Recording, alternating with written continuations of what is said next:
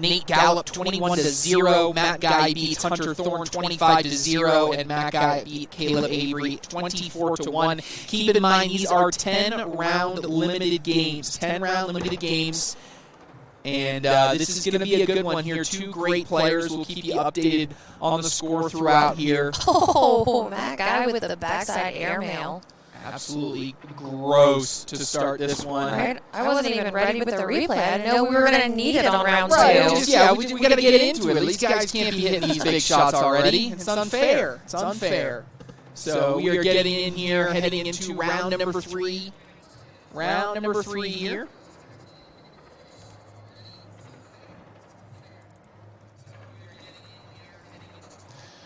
All right, still.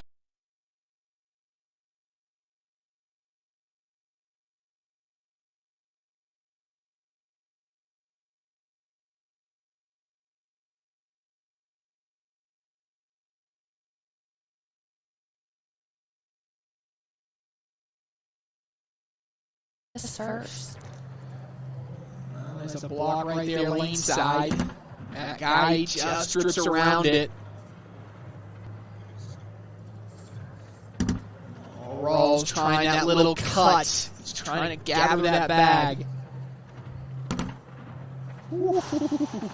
Board conditions, Allison, playing faster than they did in Palm Beach. That is for sure. That is going to be something that we keep an eye on throughout this entire weekend.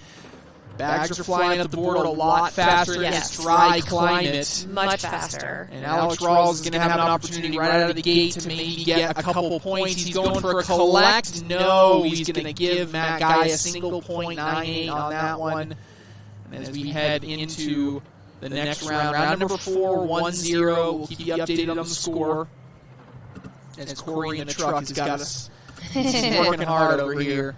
1-0 into round number 4. 10 rounds here, guys. Matt Guy up 1-0. Matt Guy, of course, throwing fire cornhole. Trying to see what he's throwing right there. The scoreboard's a little bigger now on the tablet. Yeah, they did some little rework here. Yeah, I see that. And Alex Rawls, of course, throwing those AAR.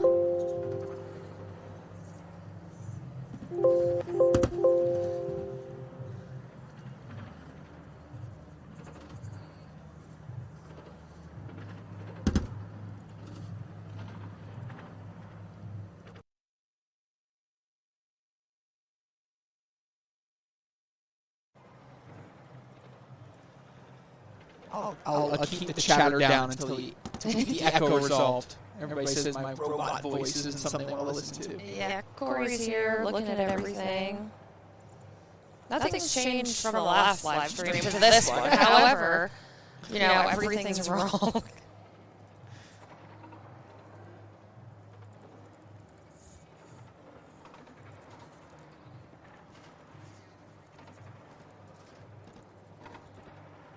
Cut the mics and play some music for this one. Honestly.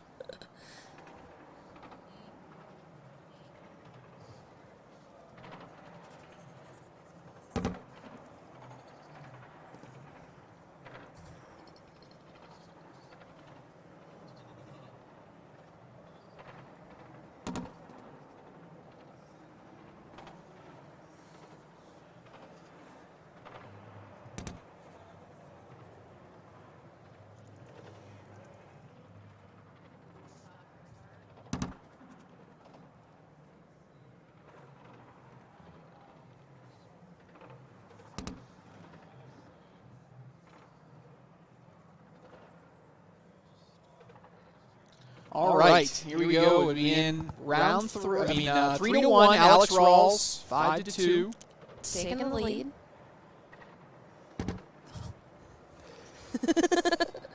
Terry pushing buttons. Yeah, I like pushing buttons, guys. I used to be pushing buttons all the time.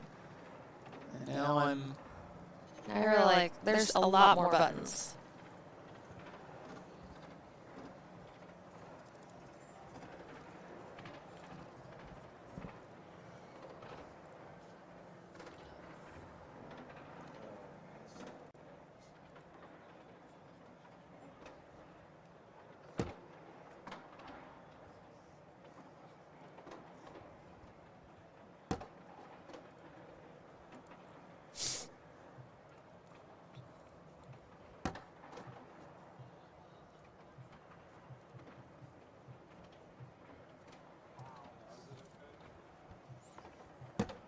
All right, they want us to check now and see if it's better. Let us know in the chat.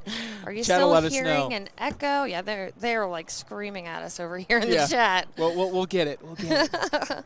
We had to get real fancy with this one, guys. Better? All right, Curtis is giving the thumbs up, so we're good now, guys, apparently. Appreciate you guys bearing with us there. Always got to work through some bugs in the beginning. There we go. We're 3-1. Yeah, you're probably going to have to keep hitting reset now that we've touched it. We've touched it, so we broke it, so we got to go. I mean, we'll be better off here. Okay, there we go. Heading into now round number 7, 3-1.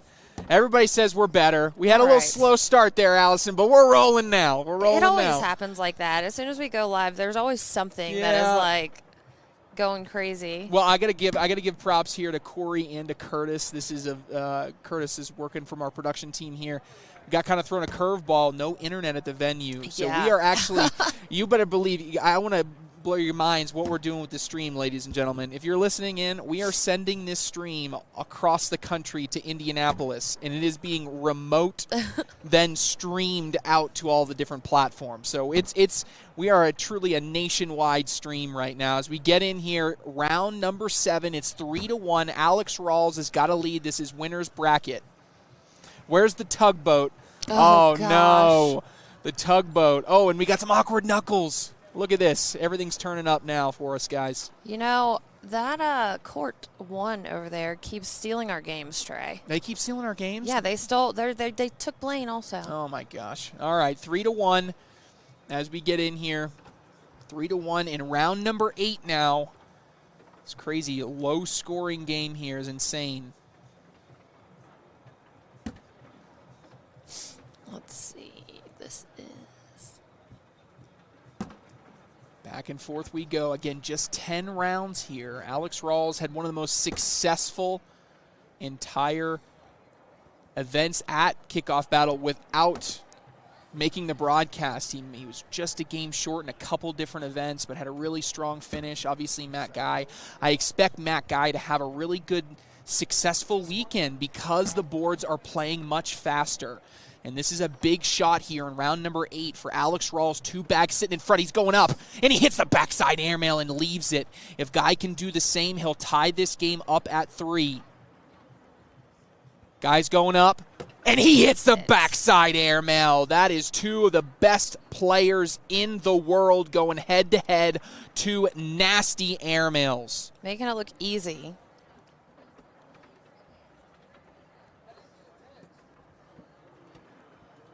All right, so, and I pulled up the video there, and hope you guys like that one. 3-3, round number 9, 2 rounds remaining. Matt Guy's first bag is in. You were a former pro, Allison. Did you like getting tight games here at the end, or? Never. No, absolutely not. They're much more fun on this side, right? Yes, this much side more of the desk. fun. Big airmail there by Guy. Rawls trying to clean it up. He bunches up, and now the question is, will Guy try to block behind here? I think you do block and see what he does. Yeah. He does. Oh, he helps him out. Yeah, and that's not bad, though. He's in good position to collect this, even if Rawls can get around with a collect. A beautiful little fade right there, and now Guy has an opportunity to push all the way through here. He's staying slick side. And he bunched up. That may be better than in. I think so. Just going to go, oh, no. And will that determine the game? That's a single point, and it's going to be 4-3 Matt Guy as we go into round number 10. Matt Guy, a 4-bagger, will now win it on that mental error by Alex Rawls on bag number 4. He's looking at you, shaking his head. He can't hear you. You're probably echoing around this whole place. Well, I mean, I'm not a quiet guy, Allison. No. I mean, people got to get used to me being... I'm sure he is. But normally you're not so close. That's true. And it's normally not so echoey. That's true. That's true. All right, first bag is in. Rawls is sitting, dripping in the front. Guy follows through. Rawls has got to be thinking block here. Force Guy into an airmail or a block behind. There it is. What does Guy do here? Guy's going up. Oh, no. And he's deep. This could be now a game-winning round for Alex Rawls if he can push everything in. He's going up the center. He gets it to replace. Haley said, you live life on max volume. That is the way I live my life, and now this is on the board to go to overtime in the hole to win it. Alex Rawls is away, and he is in after having the mental lapse on bag 4 in round number 9. Alex Rawls scores 3 points off the missed airmail by Matt Guy, and he is into the next round here, staying undefeated in shootout singles. Matt Guy not happy. He was a made airmail away from taking down Rawls. But how was that for a start, Allison? Perfect. Loved it. Want to see another one. Ready for another one? Let's roll it. All right. Break. We're going to take a quick break. When we return, more live action from Windsor, Colorado. 2024 ACL Cornhole Mania coming back.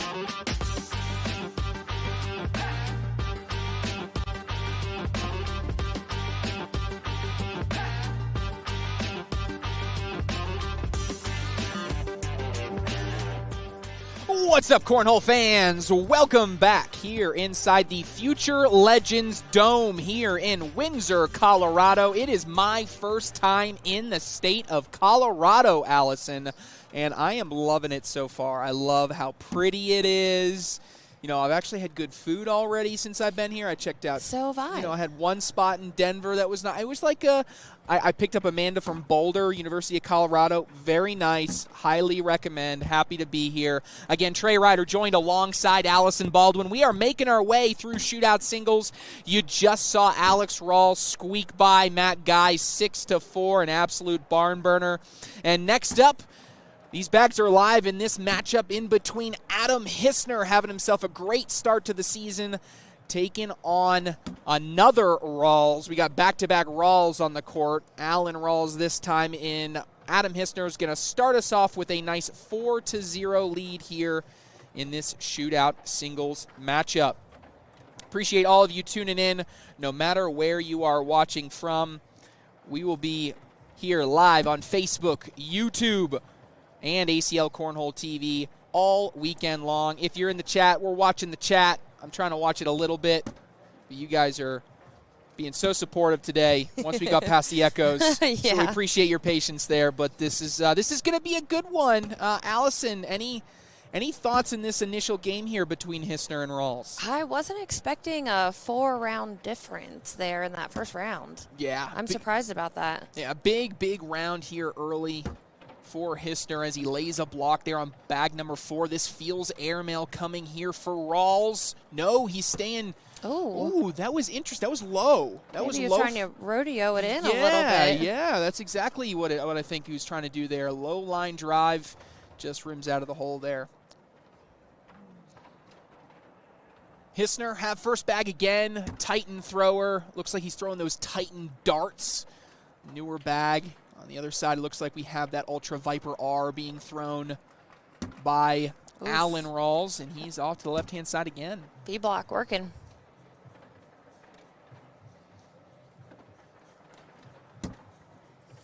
All right, Chad, who do you want to watch today? Anyone that you want to see play? Yeah, let me know. That's a good idea, getting some insight from the chat. Hissner is really going to benefit here from a strong performance in this shootout bracket. Of course, he makes it all the way to the Final Four of National Singles.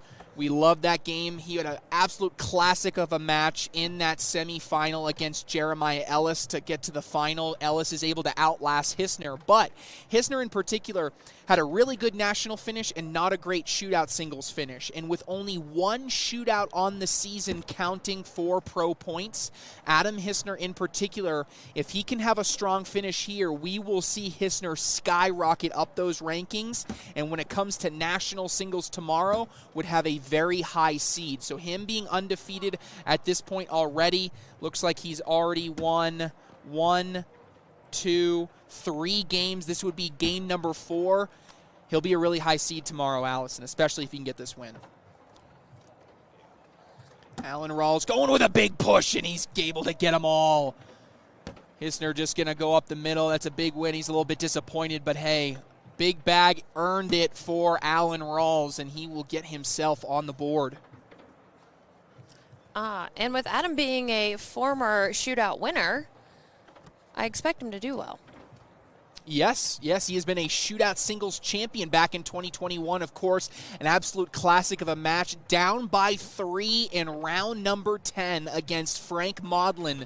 He scores 4 in the final round to win it. That was outside at Daly's Place in Jacksonville. An absolute epic finish, and obviously one of the best signature wins of Adam Hissner's career. Looking, you asked in the chat, looks like people want Jeremiah Ellis. Of course they do. Bernasette. I see Bubenheim. I see Chris Roybal. I haven't even seen Jamie Graham. Let's see. Kathy Rockwell jumping in. Is board 1 live somewhere? Yes, you can watch board number 1 on ESPN Plus right now, and that one is going to be between Nico Moreles. So if for whatever reason you don't like Adam Hissner's hat, you can go watch ESPN Plus and see Blaine Rozier take on Nico Moreles. We'll be here, Court 2, on all the social media streams throughout the entire weekend here on Court 2. Court number 1, of course, will be the ESPN Plus court. Haley Shedd, Lycan, Adam Boom Hissner. And right now he's up 7-2 here. 7-2, Adam Hissner with the early lead.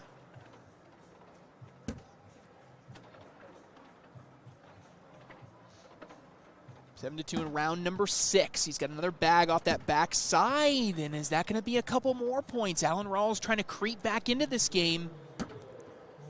Oh, and will that turn into a little and one? Can Hissner sneak in without it? He can. Still going to be points for Alan Rawls as he tries to get back into this game.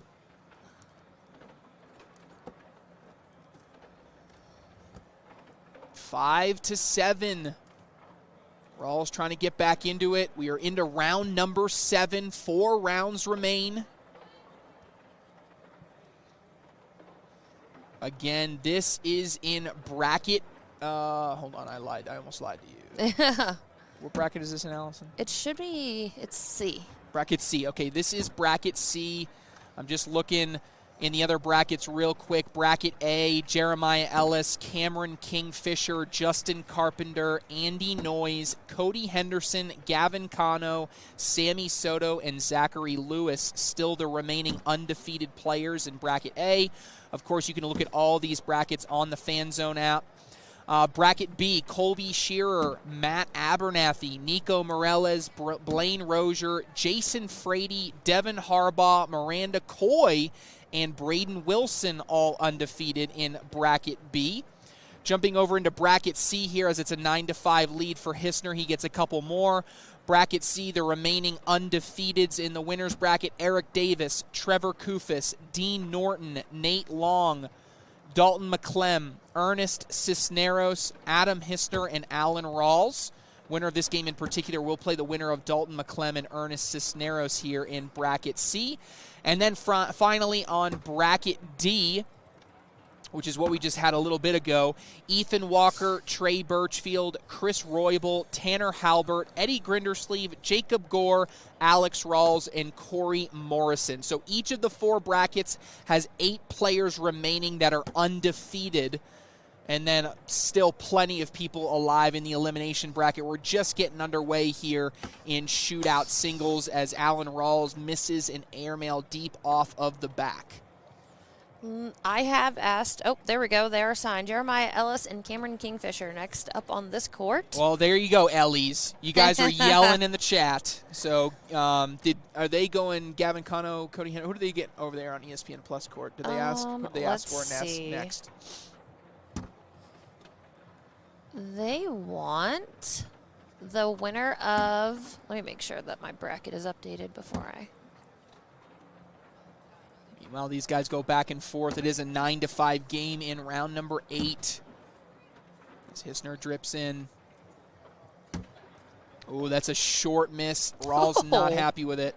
Ethan Walker and Trey Birchfield getting ready to do battle over there on court 1. There you go. So that's court 1. If you like Walker versus Birchfield, that's on ESPN Plus. Here we have next up. Oh, that's a big push, but pushes the wrong bag, and a little subtle fist bump right there. Very, very quiet compared to his normal demeanor, but right there, Adam Hissner gets a big, big push. It's 16-5. We're into round number 10, and that is going to do it. That final bag, that first bag there is going to seal it. He cannot lose. Adam Hissner is going to advance here in bracket C. He will play the winner of Ernest Cisneros and Dalton McClem in the winner's bracket semifinal here. Alan Rawls going to jump down into the elimination bracket. Going to be a much harder path for him to get through. And there is the boom we've been waiting on from Adam Hissner as he gets a signature win there. Big win, Allison. Big win. Big win. Yep. All right, we are taking a break, and when we return, we will have more live action of Shootout Singles live from the Future Legends Dome here in Windsor, Colorado.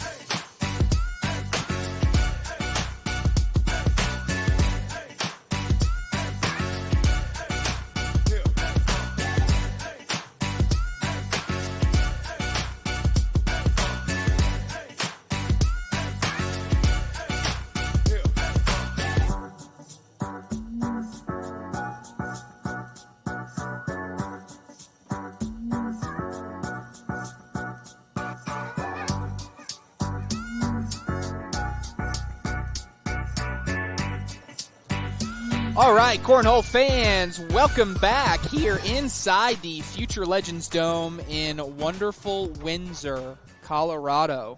Like I just made that up. That's a slogan for them, Wonderful Windsor. Yeah, we're here. Ryan Windsor's slated to have a good weekend in Windsor, Colorado, right? You got to if it's named after you. Exactly. Trey Ryder, Allison Baldwin bringing you all the live action here from Court 2, and the Ellis in the chat just wouldn't leave us alone. So what do we got to do? What do we got to do? We got to bring on Jeremiah Ellis, the new #1 player in the world, wins national singles at the first ACL Pro event of the season, comes in second place in shootout singles to Ian Cripps. So the only way that Jeremiah Ellis can earn more points in shootout is if he wins the whole thing. If he does anything else besides come in first place, then he will not earn any more points towards his ranking. That's how it works out. Might earn some money, though. But he's going to earn some money. Yes, you beat me to it. I was going to say, there's definitely money on the line. So someone asked why Ian's playing, even though he already qualified. So these are not qualifying tournaments this year.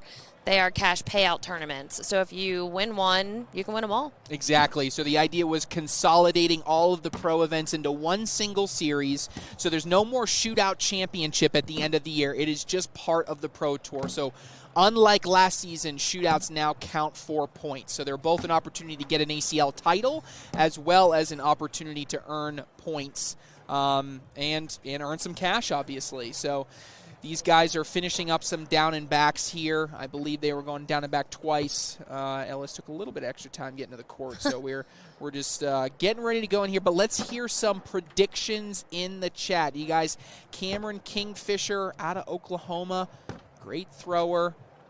Has an opportunity. He had some flashes last season at the very early part of the year, kind of fell off towards the latter half and actually didn't make it to a couple events in the second half of the season, which obviously hurt him in the rankings, but was able to re-qualify as a pro. So certainly would be an upset for Cameron Kingfisher if he was able to do it. But if there's anybody bold enough in the chat to take him over this #1 player in the world, it would certainly be interesting. We had someone in the chat asking for Gavin, Cano, and Cody Henderson, and that is what I have already requested next. So we'll see if they listen. If they like us enough. If they like us enough, right? Right.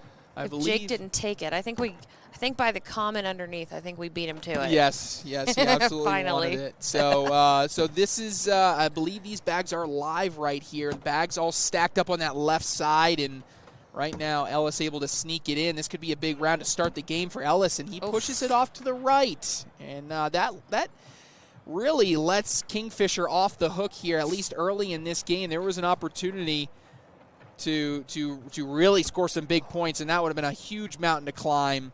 And Cody Henderson he's not even up yet, and he's already chirping at Jeremiah Ellis that he didn't take advantage in that first round. So it's 2-0 Jeremiah Ellis heading into round number 2. So seeing as how Cody is over here spectating, I'm guessing that he got the "You're up next" text. Maybe. Get on over to the court. That would make sense. That might mean Cody Henderson versus Gavin Cano next here on court 2. Harbaugh is here somewhere.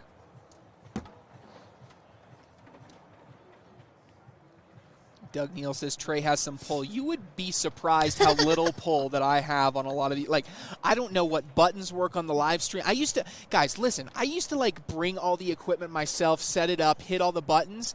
I know nothing when I run into these venues now. Like, the directors are doing all these fancy things now. Like, I just feel so out of the loop ever since I've gotten more corporate-y on, like, the business side. Like, I come out and you guys are all, like, look at Chase and Corey behind us. I mean, these guys got so many buttons. I was about to say, have you ever seen so many buttons ever? You have a lot of buttons over here. I mean, you're I feel completely useless over here. Harley Kaufman going, Ellis doesn't give up a point this game with a bold prediction, and there was an opportunity for Cameron Kingfisher to completely prove you wrong, Harley, but he does not do it. And Jeremiah Ellis going to get a single point. He could have given up 4 there. And I tell you what, Allison, if you're going to upset the #1 player in the world, you have to hit those type of shots. You have a push, collect. Every shot. You have to hit just about every shot, because Ellis has not been sharp to start this game. He hasn't been bad, but he hasn't been sharp to start this game. He hasn't been what we've seen. Looks like he's starting to zone in, though. Yeah, at least putting that first couple bags in. There's bag number 3, and he can really start rolling here with a 4-bagger. And he's off to the right-hand side. Again, just not quite as crisp, and he's got time. Let's see what he might be looking at next. Man, this no internet thing is weird and not as fun. No, it's a little rough over here trying to keep track of everything. Oh, he beat Baby Goat to get to here. He did. Jeremiah Ellis had a nice little road, and now since he set me up, I might as well talk about it. Jeremiah Ellis so far gets a bye in round number 1 as he goes for a roll here. Doesn't roll all the way over. Kingfisher going to have an opportunity. But Ellis beats Michael Allen 10-5, then beats Alex Hicks 18-3. Kingfisher, he beats Nick Williams 19-2, a strong start there. He then follows that up, beating a close one, beats Cheyenne Bubenheim 19-17. Ooh, and I don't know how that bag didn't fall. And then beats Chris Kingsbury 8-4. Did you see what Chris Kingsbury posted about me on social media? I did not. Oh, it was so funny. So on the Around the ACL, I was talking about this particular bracket, right? And I said that Jeremiah Ellis, if he got this far, if he ran into a Chris Kingsbury, which he would have if Kingfisher had not beat Kingsbury in the previous game, that plain and simple, Chris Kingsbury can be annoying to play against because he's slow, and methodical. But someone took to play against, they cut that in the video and posted it just out of fun. So it's literally just a clip of me on social media saying, flat out, Chris Kingsbury is just annoying. And so Chris Kingsbury's come up to me a couple times already today and said, oh, just annoying. And so it's been a good laugh for the both of us. I'm going to have to go watch that. That's hilarious. So funny. Maureen jumping in. I see Cody Henderson. Are we getting him on the live stream? I am assuming we are. I think he's on 2222, which means he should be up next. We should see Gavin here shortly. 5-0 lead in round number 7 for Jeremiah Ellis. How about if whoever wins this game goes on to play Andy Noyes? How about Andy Having Noyes? himself a day. Making some noise. There he is right there. No pun intended. There is Andy Noyes right at the side of the court. He's having a nice day here. He's coming to check out the competition. Oh, a nice little roll attempt here. This is a must-have bag here. And he does collect it that time, and that bag holds up. I don't know how it is. They're relatively fast conditions, and on slick side, going to be a couple points for Cameron Kingfisher. And now it's 5-2. Only 3 rounds remaining. Jeremiah Ellis still with a lead, but at the same time, you're saying to yourself, we just haven't seen Ellis as crisp this game, and it's okay if you can get through the win, but he's got to be careful here. 3 points is nothing you can feel comfortable with. No. You see the step out here by Kingfisher. He's got stick side. He may be looking to bully here, but he's straight off the back. And Ellis cleans it all up, and that may be a dagger right there, Allison. That's a great bag there by Ellis to push everything in. Almost got a land shark over there. This is in for 3, and he's in. That's a big round there by Ellis. I was trying to manufacture some drama there, Allison. I was trying, Chad. I was trying to get you guys on the edge of your seat, but right now 2 rounds remaining. It's going to be tough for Kingfisher to get 6 points against the #1 player in the world. Yeah, that's going to be a tough one. I don't see that happening. Yeah, you got to be blocked, got to be dead center block here. Got to start early. All right. We got a little bit of a miss, and we get a little bit of a block. He helped him out, though. He brought it a little closer. We're thinking about it. We're thinking about it, right? He's going up in the air, man. Whoa! Watch out now. Oh my gosh, that's a disgusting bag by Yes, Jeremiah Ellis. Oh my gosh, how did they both get an airmail to go there? That is outrageous. That's going to be a wash. It's a win for Jeremiah Ellis as we head into the 10th and final round. This is a 10-round limited game. This is round 10, 8-2. 3 bags in by Jeremiah Ellis is going to win this here. He's going to advance. There's 1. There is essentially 2. Kingfisher trying to do something fancy. Can he roll this in? And there it is. That is going to clinch it for Jeremiah Ellis. He stays undefeated, keeps rolling through this bracket. He advances, and next up will take on none other than Andy Noyes. How about an incredible run by Andy Noyes to seal it?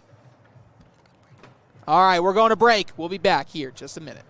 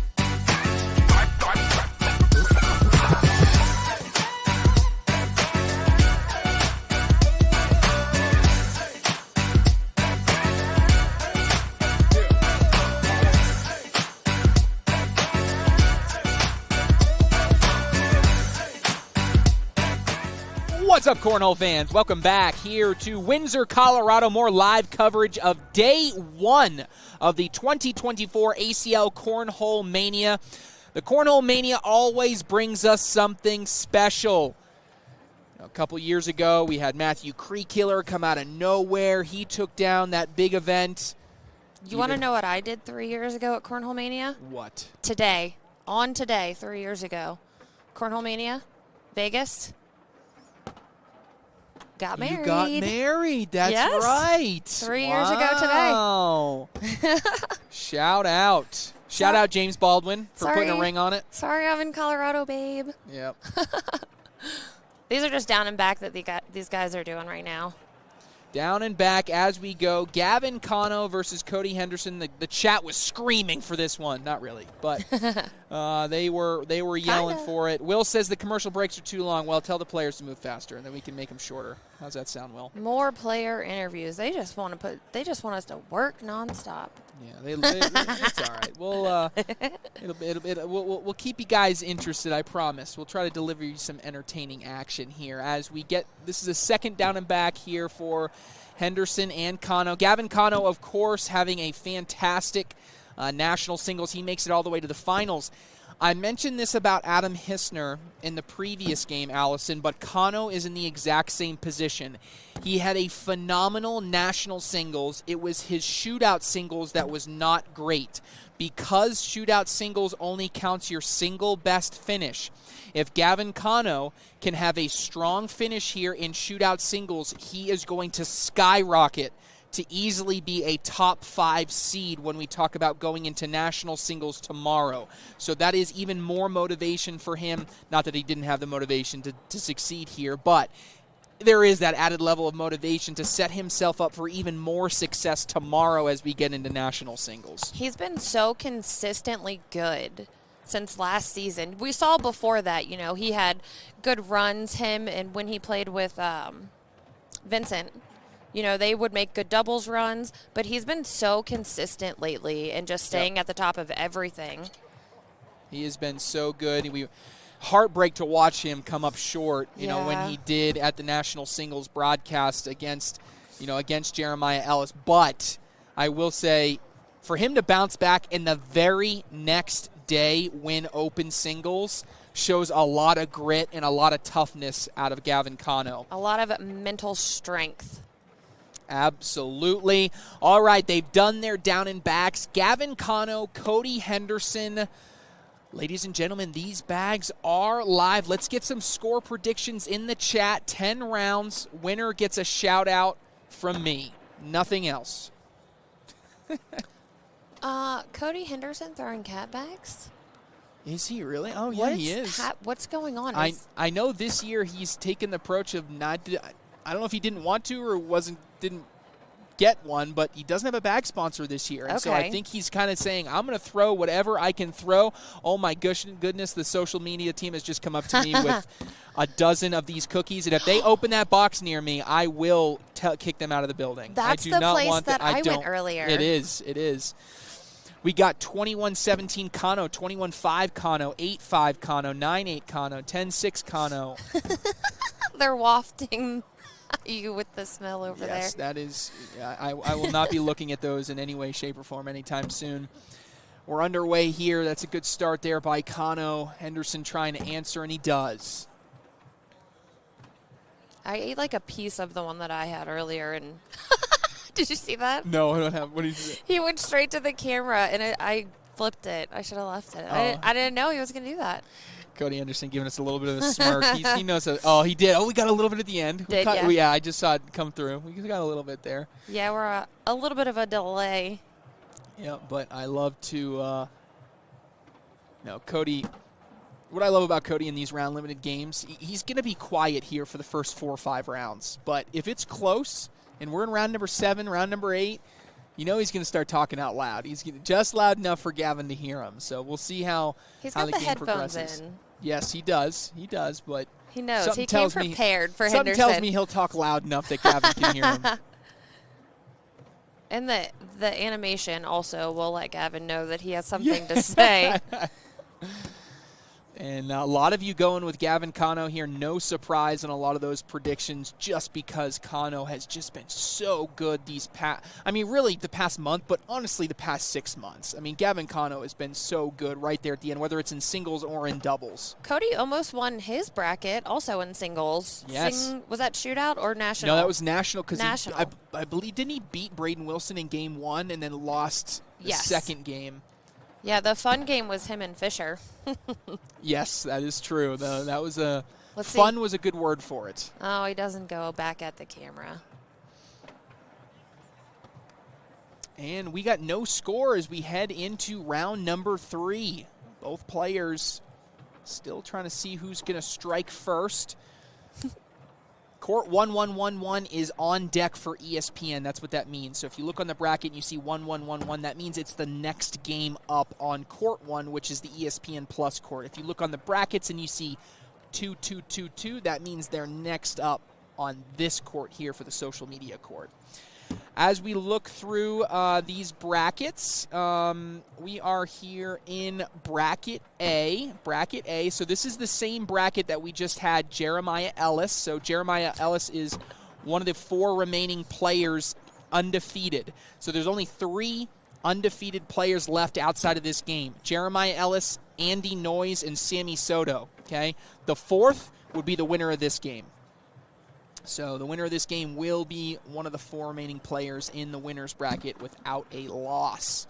Cody Henderson an opportunity to score the first points of the game, and he does drip in here. Going to be a 2-0 lead for Cody Henderson. I saw a comment earlier that says, love seeing the OGs hang with these newbies. I love it, right? Gavin Cano, kind of what I would deem from the new school of cornhole. Nothing wrong with that. Obviously still a top player, but Cody Henderson to be able to really lock in is great to see. Yeah, to still him and Adam both. So, they were partners. They're not partners for the first time ever this year, and they're both having better years than they had last year. Yes, and I think that's great. Just to, sometimes I always like to say the grass isn't always greener because when you split up a good partnership, a lot of times you end up paying for it, right? Yeah. But there are those times where splitting up just gives each player a chance to reset and do something different. Cody Henderson stacked up on that left side here. That's not lane side for him, so it's going to be more difficult. I'm wondering if Cano's going to try to cut around. He does take position away, and so I see stick side by Henderson, maybe airmail, maybe push through. A couple different options here. He's going up. Oh, my goodness gracious, Allison. Backside airmail clean, leaves hole control to himself. Now Cano's going to take a timeout. What do you like here, Allison? You like a cut around to get like a roll? Do you like an airmail? Do you try to push your bag? Do you? I like a cut or a roll and leaving that bag where it's at. Yeah, I don't hate that. I don't hate that at all. He still has another bag left after that. The social team is delivering me cookies. I can't eat that during this game. That. I can't eat that during the game. I'll have to eat it at break. All right, decision time made. He slick side down, and he pushes 2 in. That's not terrible. Now Henderson's just thinking, do I try to drag that with an airmail? Do I just try to go in?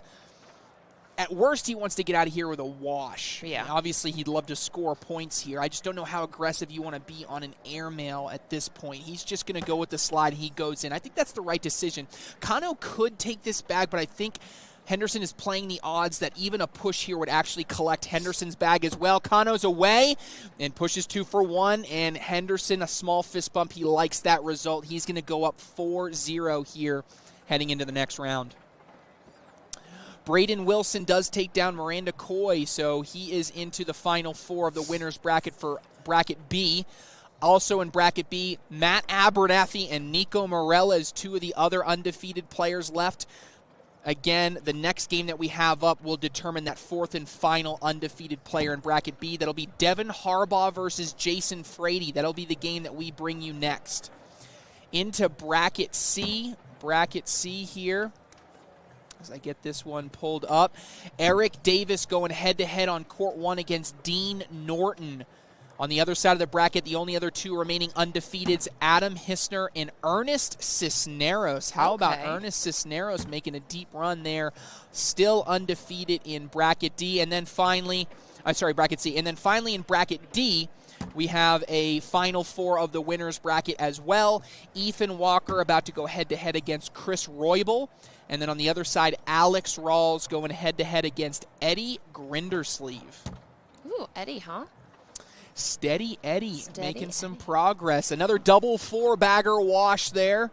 12 on 12 as we make our way through this middle portion of the game. We got the commission in the camera over there now in the background. Yeah, the commish jumping in. He's checking everything out. He is checking in. He wants to see it, as it is a 4-0 lead for Cody Henderson.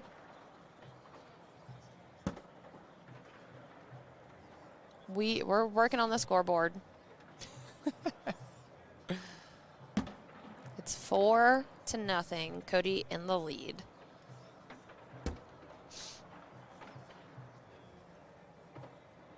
Four 4-0, and Cano is going. He cuts it. He's way left. Door is open for Cody Henderson.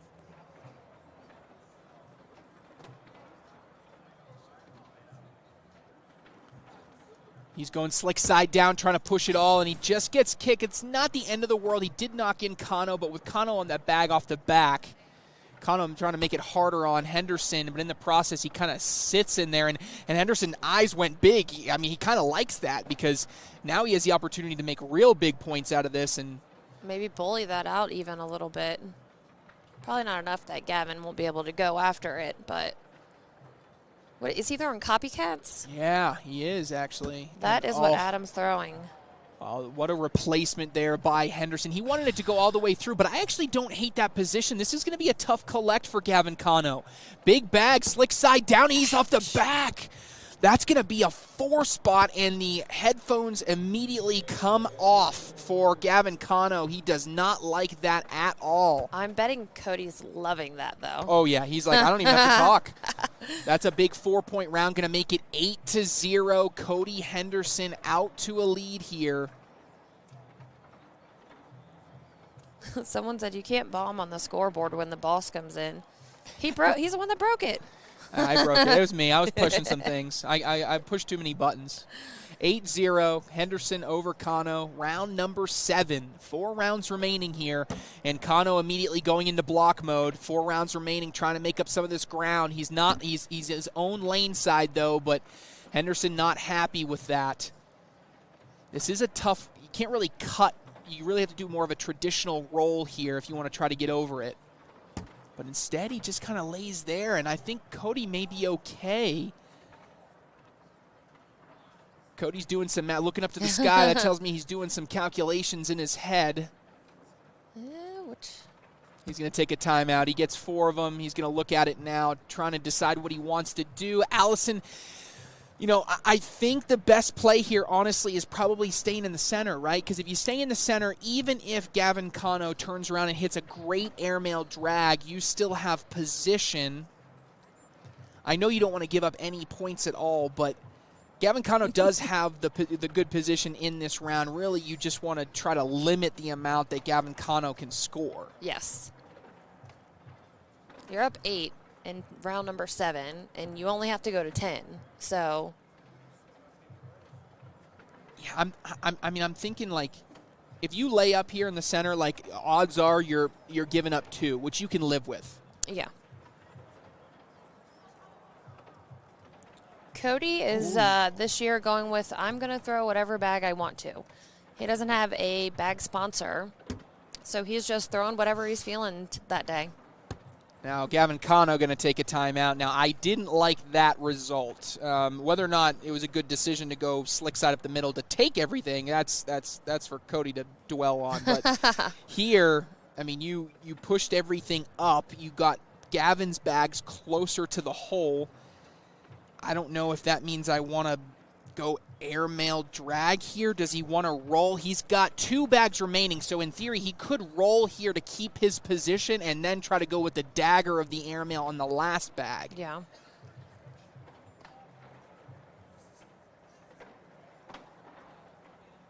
Kano going up. Oh, he knocks one in and goes off. So Henderson really, if he just goes in here, he's still set up to get 1. If he can collect, he's set up to get 3. Kano really let him off the hook there. Henderson resetting. Slick side down hard up the center. And he gets one to fall, but that's totally fine. Even if Kano goes in here, as long as he doesn't drag his bag, Henderson's still going to get a point. He is going to try to drag it. Woo! How about that? Gutsy. It was gutsy. I mean, you have to, though. Yeah, you're down 8 into round number 7. You're going to go 9-0 now as we head into round number 8. 3 rounds remaining. So for you math wizards out there, that's a 3 average he's got to score, Allison. I tell you, I was a math minor in college. No, you did not. But with what you did, I would assume that you would have to do. You have to do a lot of math. Yeah. Yeah. Engineering's got a lot of math. Yes. Nobody cares about your engineering degree. Trey, first bag is sitting left side. Went from engineering to cornhole. Yes. It's quite a switch.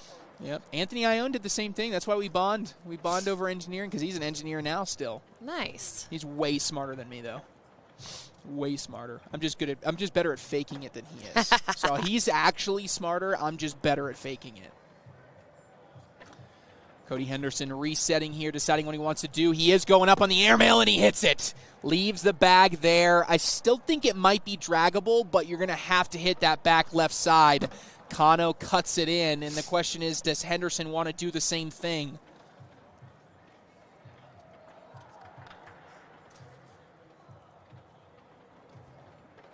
Henderson flipping it over, trying to make a decision here. He keeps going back and forth. He keeps doing the math in his head. Block or airmail? We'll find out here. He's going up again, and that time he's deep. This could be a 5-point round. It's a very difficult 5-point round, but there is a path to get 5 for Cano. He cuts around again. Henderson going to try to step out here and go in. You got it. This bag, you got to put this in. What Henderson doesn't want to do is leave his bag off to the right-hand side. This is what worries me about stepping out, and it looks like he's going to try to go airmail here because he's staying true to the center unless he is going to block behind. No, he's going up again, and that time he doesn't hit it. This could be a 7 spot for Gavin Cano if he can push this bag in and go in with the bag in his hand. Cano is away. Oh, no. Oh, man. And Cody Henderson could not have ran down the court faster. He knows he got away with murder on that round. Going to be 2 points for Cano. It's 9-2 into round number 9. But I promise you, Allison, if Henderson holds on to win this, it's not going to be the misses earlier in the game. It's going to be that bag for Gavin Cano that he stews over because he knows he had a chance to get back in it. I think that if he keeps doing that when he's flipping the bag over to the slick side, but these boards are so slick already that I think if he just leaves it on the sticky side, he's going to have better control. Yeah. Boards are definitely faster than they were in Palm Beach. Definitely faster, very humid in both New Orleans and Palm Beach, actually. So this is, I wouldn't say these are lightning quick, but they're just faster than what they have been so far this season. So just keep that in mind when you see some of these players that you may not be recognizing making deep runs in these brackets. That's a beautiful block, which you need to get back into it. Works. It does. Cano slick side down, and he gets it all to go here. He's set up for at least 2. Will it be more? Oh, and that's a little bit left. That is going to be 4 points, and how big is that last shot again in the round before? Yeah, we could have had a tie game, right? Yeah, it could know it would have been even more because he missed out on 5 points. Yeah, we're talking about a lead for Cano. Yeah. But to your point, yes, tie game at least if he gets something to go. And that is a picture-perfect block. It is a little bit lane side for Cano. We got Henderson stepping out here. He's staying tacky side. That's a miss.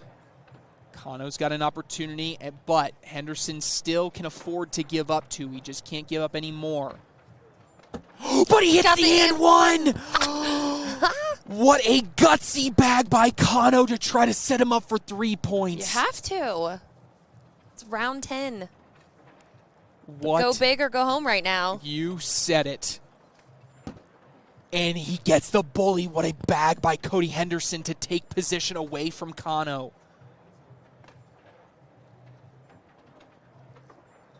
He's staying sticky. I like that. Sticky, and he gets that. Oh, my goodness. And Henderson, I like taking a timeout here, and Cano is fired up.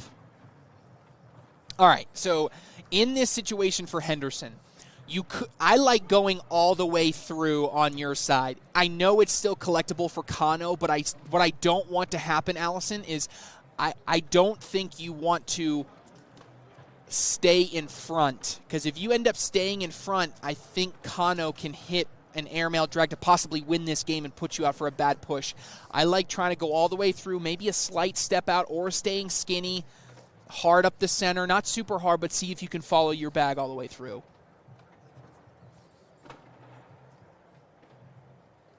Henderson is away. He does lay behind, and this is what I'm worried about, because if Cano hits an airmail drag here, we could be talking about a game winner.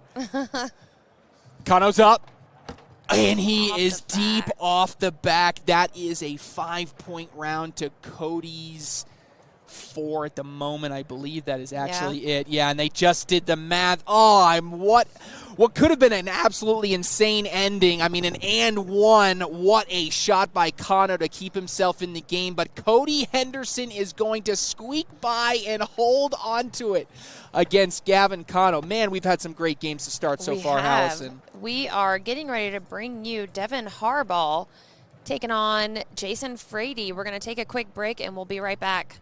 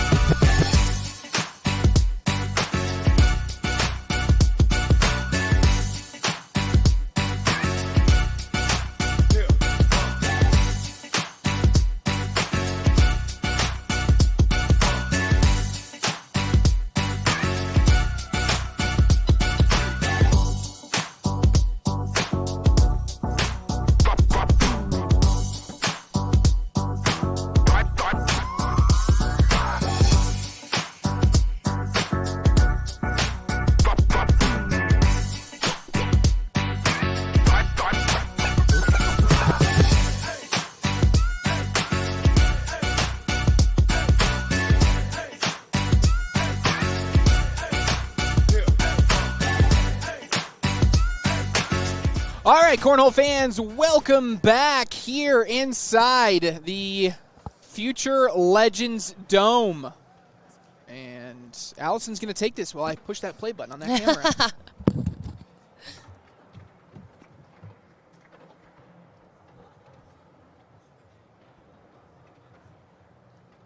There we go. Oh, it went right back off. It's not working. Yeah, hit play again.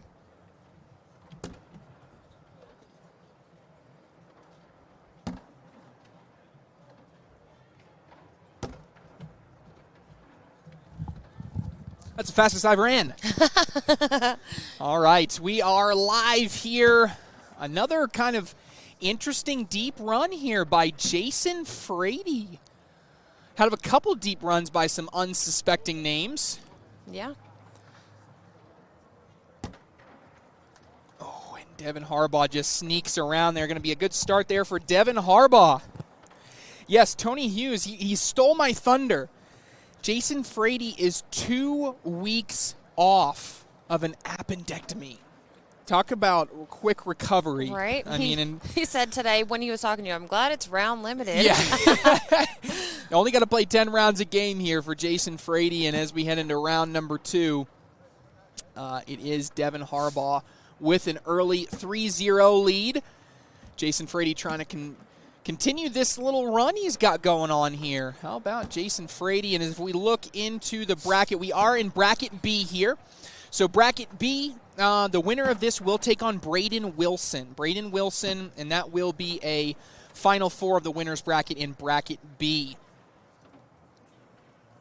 Cody Henderson won the last match. Cody Henderson's next game will be up against Sammy Soto. So Sammy Soto and Cody Henderson will play next in the winner's bracket of bracket A.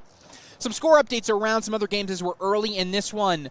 Also in the winner's bracket or bracket A, winner's bracket semifinal, Jeremiah Ellis is up 3-2 over Andy Noyes. Nico Moreles is up 11-4 over Matt Abernathy. In bracket C, we do have our first player into a king seat matchup, none other than Eric Davis. Eric Davis is into the king seat of bracket C. He awaits the winner of Adam Hister and Ernest Cisneros. Over on bracket D, we have Eddie Grindersleeve up to early. It's 1-0. Nope, sorry, it just changed. 3-2 now. Eddie Grindersleeve over Alex Rawls. Currently, that's in round number 5. So that's still relatively early. So getting through some of these brackets here as we make our way through. I was just looking at the next games that we could possibly have. Yeah, what are you thinking? I see Sammy Soto and Cody Henderson there. I see what else we could do. I mean, we could do the winner of this versus Braden Wilson. I would love that. Hisner and Cisneros. And they got 1-1-1-1 over there. I mean, do you like... For Hisner? Yeah. Okay. Think about Henderson and Soto, maybe? What does the chat want? Henderson, Soto, the winner of this versus Braden Wilson, or Hisner Cisneros? Most votes in the next 5 seconds. Or Jeremiah and Andy Noyes. Oh, wait. Is that one available? I think so. Oh, no, that's playing right now. Oh, it's 8-2. My brackets aren't updating, so. So we have, so we'll see. They say Soto. All right, Soto it is. Henderson and Soto. So that is, where is it? Where did my bracket go? Okay, that is bracket A, game number 118, Allison. 118. Oh, of course, everybody changes their mind afterwards. Sorry, guys. First 3 votes said Henderson Soto, so that's they beat you to the punch. Jumping in here, it is 6-0. 6-0 here. Do they want to watch Harbaugh. The game, you think, maybe? Yeah, they probably maybe want I me should switch the cameras? Yeah. We're too busy looking at the brackets. We're not even switching the cameras. It's all right. We're both prisoners of the moment here. So that's a bag in there by Devin Harbaugh as he maintains a 6-0 lead. Trey only talks to TikTok chats. Yeah, hey, you know what? Most of the time I do love a TikTok chat. Unfortunately, couldn't run TikTok this weekend because of a whole internet situation. Needed to do a whole other feed. But again, it has been, I will say, I got to give credit again to Chase and Corey and Curtis here on this team has been a minor miracle that we have been able to put on a live feed this weekend. I mean, a miracle. We found out about 5 days ago that the venue does not have internet. So we are taking this feed, sending, and you guys are on a delay from us, but we are sending this feed all the way to Indianapolis via a bonded cellular service. And then it is being transmitted from a production studio in Indianapolis where our production team does it and sent to all the different areas. So shout out to everybody involved here, people way smarter than me, and for being able to do all this and make sure we get some great coverage here. All right, get a bag. Can he collect? He can. Jason Frady trying to stay in it here with Devin Harbaugh, 8-0 lead. Harbaugh's not a guy you like to have a big deficit against. 11-0, and Harbaugh just running right now.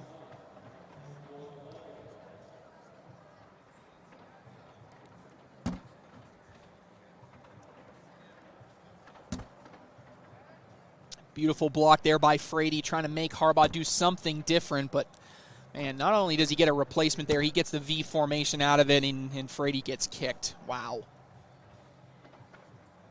Harbaugh just didn't even need it. He's just airmailing now. Absolutely absurd. He's still tacky side down here. He's going up again. Oh, and he gets a little bit greedy. Now, can Frady drip in that right side? Going to be very, very tough. Somebody asked, has he missed? And that's not a commentator jinx. That's what you call a chat jinx, ladies and gentlemen. You don't get those very often. Right? Chat jinx. First miss of the game, I believe. Let me see. No, it was 11-6-7, so wasn't quite. So, yeah, if we did, now that it's 12-0, PPR check 11.14 and then a 9.43.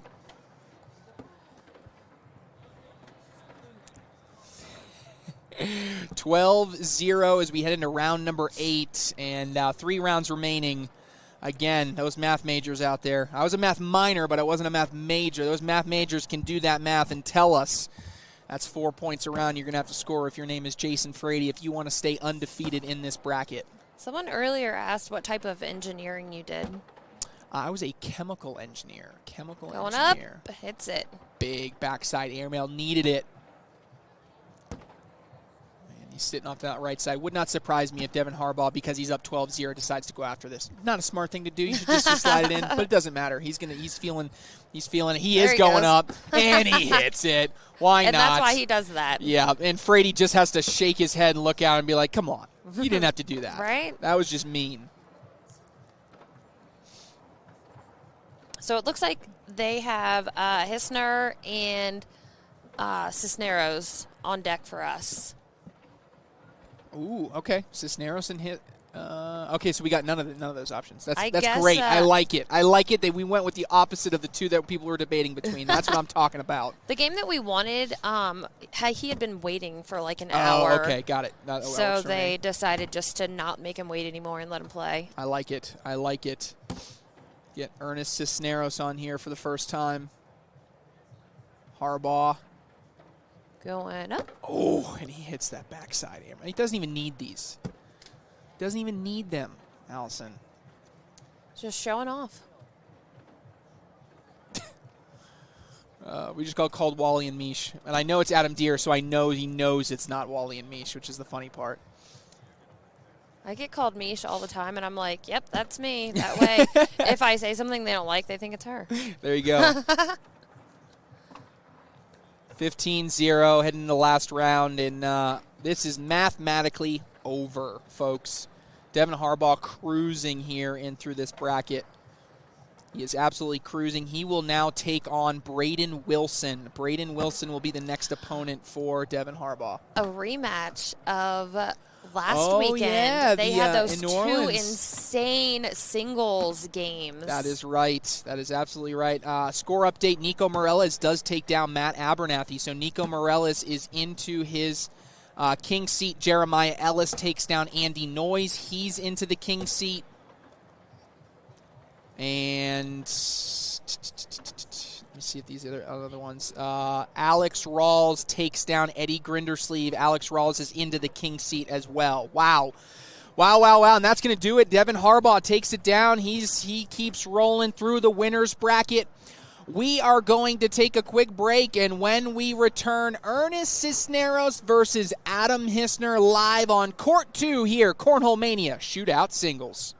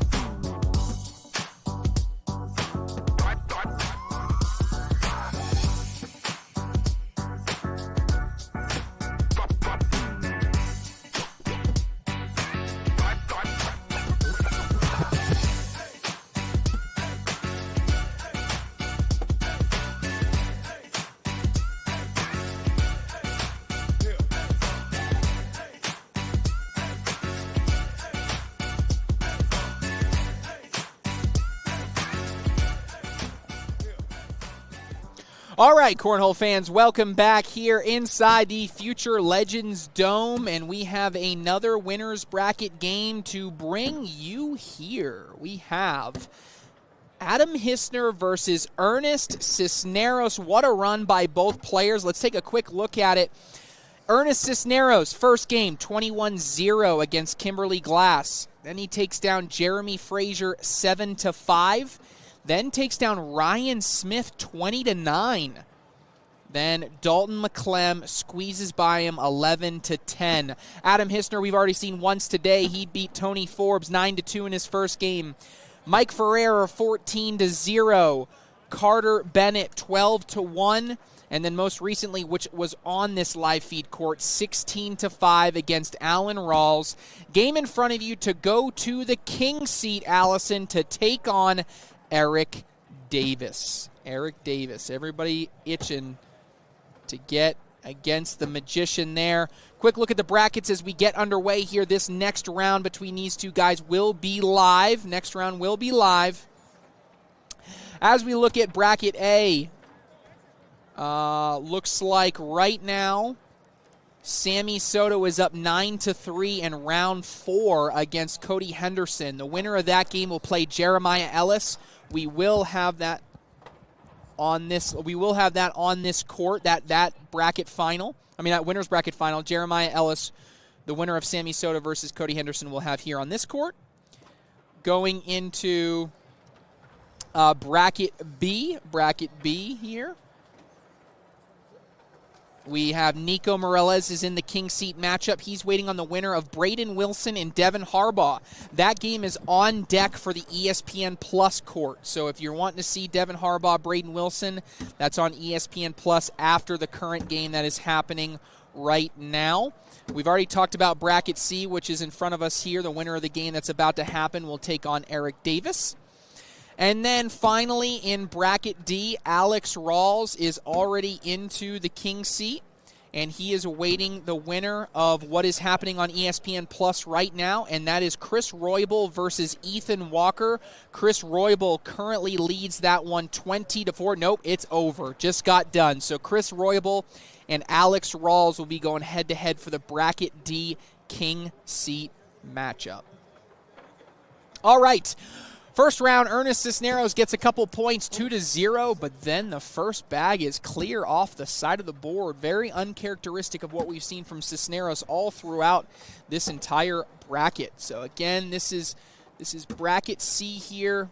And you know what I'm going to do, Allison, for the first time today? I am going to take a look at player stats for the entire tournament. So again, this is bracket C. So in this one, oh my goodness, is that real? What? Adam Hissner, before that round got over, his tournament PPR, 11.0. What? Tournament PPR, 11.0 across 41 rounds. Wow. His DPR, Allison, is a 1.0. Let me put this into perspective for you, Allison. His opponents are averaging a 10.0 PPR, and he's scoring a 1.0 DPR. That is what you call disgusting. Yes.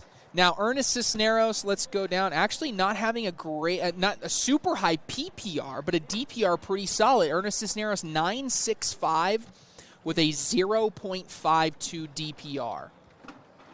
Wow. 3-2. Hissner with the lead. After giving up a couple points, gets it back here, round number 4. Hissner's always been good, but this year, oh my goodness. It's like a newfound spark that he has found. But Cisneros can get the lead back here with that bag back left of the hole. 4-bagger would get him a couple.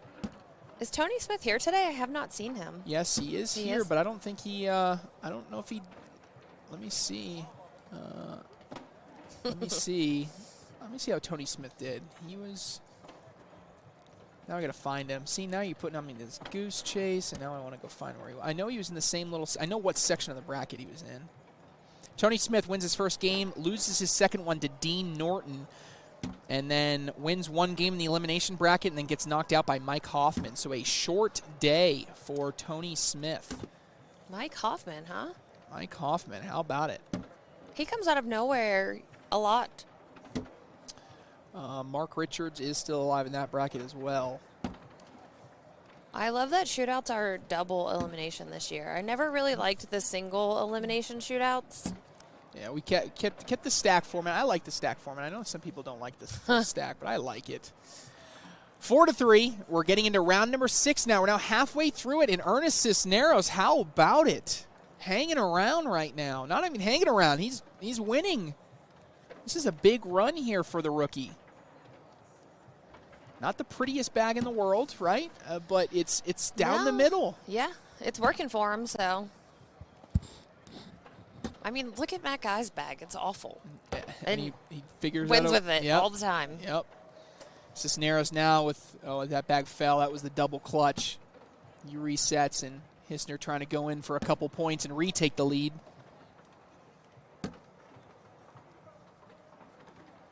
Hisner is in for the 4-bagger, 2 points and the lead. He'll have the lead going into round number 7, 5-4. Again, this is for a ticket to the king seat. Ticket to the king seat to take on the magician, Eric Davis. Someone said he should be on the live stream more. I agree. He's one of my favorite players to watch. Also this year, completely different player this year. Yeah, he just flipped a switch. Yes. He was able to do something and completely reset. Eric Davis is back to the 2021 form that won all those different shootouts, remember? I don't know. I think he's better? Or not? You're saying not quite there yet? His mental game is way stronger than it used to be. You like this version of Davis better? I love this version of Davis because before you could see it where he's like, I'm bored. And that bag might go in the hole. So I'm going to go after it because I'm bored. Yep. I saw him lay up. I saw him put a bag on the board and lay up. Twice. Yeah. Twice this year. So, I mean, that's got to be part of his success, right? It's got to be a reason. I mean, he's a top 5 player in the world right now for a reason, and he's continuing his success here in this shootout format. He's always been really good at the shootout format. Always. He won those back-to-back shootout doubles championships alongside Brett Guy. That was obviously they were just so dominant in that particular format, and he just continues to showcase how good he can be. He says also that he's really confident in the bags that he's throwing now. Oh, that helps too. Anytime, whether or not the bags actually make a difference, for you to be able to say, I'm feeling confident about the bags, tells you that that's really sometimes all it needs. If you feel confident, regardless if, like, statistically it actually backs it up, confidence is such a key in this game because it's such a mental game. Even if we have some players, like, they'll have the same bag, same everything, but a different color. They're more confident with one color than the other. It's absolutely insane how meticulous these players can be, and that's a rare miss for Hisner. He's clean off the back. Cisneros trying to get that bag in, and can Hisner sit between these? No, he's a little bit off. This could be a 5 spot for Cisneros at most. And instead, he's just going to knock one in. It looks like he'll get a single point on an 8-7 round. More important than the point is probably the first bag as we get into this 10th and final round. Ernest Cisneros has got to score 3 or more points, or Adam Hisner is booking himself a ticket to the king seat match against Eric Davis. First bag is key here. I wonder if he's going to go block. He did throw it a little bit higher, and he does lay the block. And Hisner, love that position, able to replace. Sammy Soto up on Cody Henderson, 19-5. That's going to be a big win, and this is going to be a big win here from Adam Hisner. He cleans it all up for the big push to seal the deal. Adam Hisner is into the king seat matchup to take on Eric Davis. And I wait. As soon as he gets over there, he's got to. What? Seriously? We queue up the boom and we get. Excuse me, sir. Adam, you got to give us what we came here for. All right, finally. It took long enough, but we were waiting for it. He gives us the boom. He booms his way to the king seat matchup. Next up, we have players. To see those players. Don't go anywhere. We'll be back live from Windsor, Colorado right after this.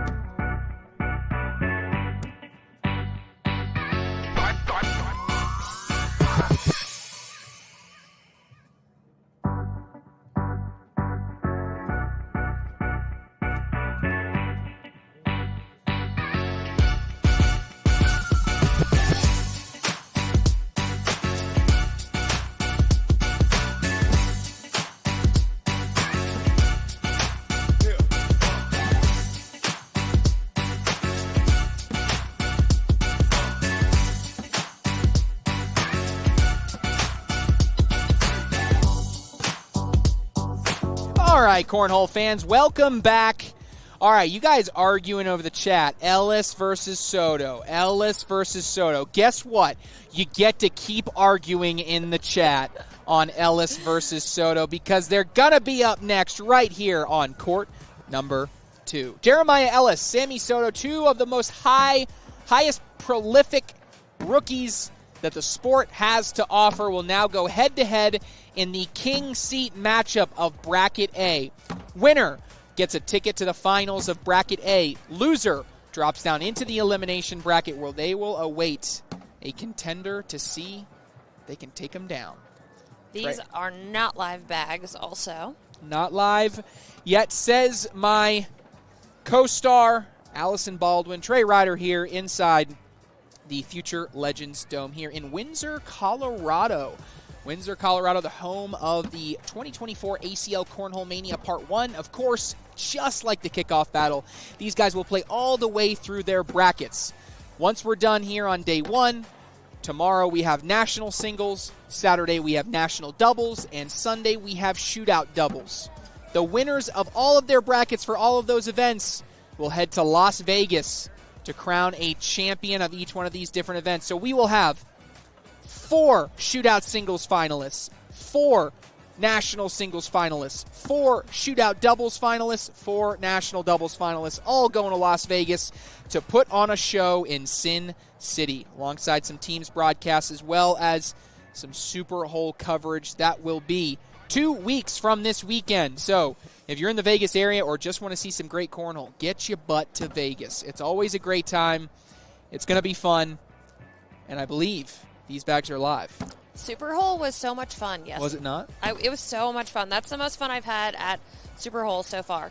By the way, I'm a huge Patriots fan, right? Mm-hmm. Kendrick Bourne, an absolute rock star. He might be, I liked him as a Patriot, or I like him as a Patriot, but, I just like him so much more now. Such an awesome dude. It's great to see these people kind of out of their traditional element. Oh my gosh. And that thing launched off that thing took off. That was a true trampoline. That wasn't like a hop or a roll. That went all the way off the back. Yeah, I was excited to see Brandon Cooks. So yes, you had a Brandon Cooks jersey. From his rookie season when he played for New Orleans. That was awesome. And he made a point to come all the way to see you, didn't he? Yeah, he saw us, broadcasting, and he came over and said hi. It was amazing. Amazing indeed. Going into round number 2, Sammy Soto with an early 1-0 lead. Jeremiah Ellis hasn't lost much. When you talk about this game season as a whole, yeah, he literally has lost 1 game as a pro, and that was the first game of the double dip in shootout singles against that guy right there, Alex Rawls. Oh yeah, the only player to beat Jeremiah Ellis in any type of singles event thus far this season. Jeremiah Ellis going to take his first timeout of the game to assess the situation. Does he like the roll or does he like the airmail? The airmail here may drag Soto's bag, and I think that's part of the reason why he's hesitating. The only problem is a roll is a lot to get over. Oh, he's got slick side down. He's trying to push through this. Oh, that was crafty. Crafty. I did not envision that as an option. Nice little shot right there by Jeremiah Ellis. Just kind of side, gets one to fall. Really, really good work there. Strong bag there, and it still remains 1-0. Yeah, I'm an idiot. Ian Cripps beat him. Yeah, he did, to win the whole thing. So, sorry. It's 2 people. What I meant to say is, until that finalist, that was, yes. Good call. Jared. Oh, go hit play. Go hit play. Go play. Go hit camera. Play.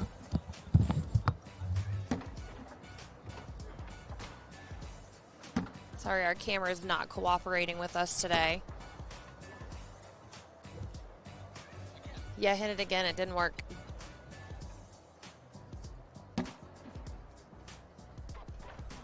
All right, we're back up.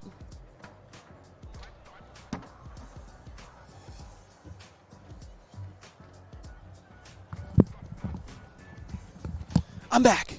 At least it's a player cam and not a board cam. That would be tragic if it was a board cam. Just jumping up. Yeah. You know, the court one over there took our cameras and gave us these.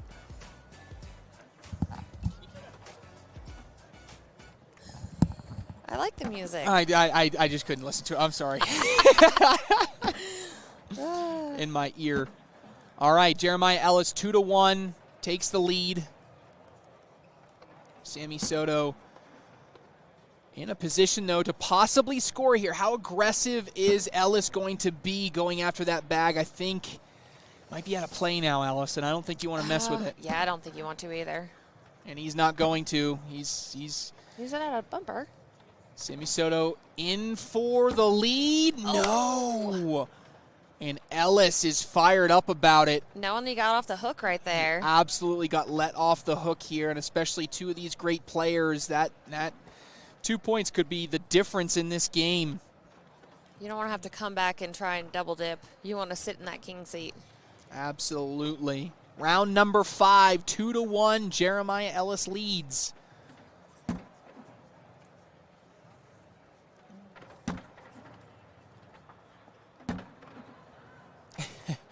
Yeah, these two had a fun little back and forth on social media, right? I think really? Yeah, it was a while ago, right? And I don't know how much, if it was super playful or if there was a little bit of animosity there, Ooh. but I think Soto was a little bit tired of the Jeremiah Ellis hype. Called him mid. Those are fighting words, right? And Jeremiah Ellis going to take a timeout to go look. But again, I think they're still very amicable opposition to one another, but I've never seen anything really bother Jeremiah.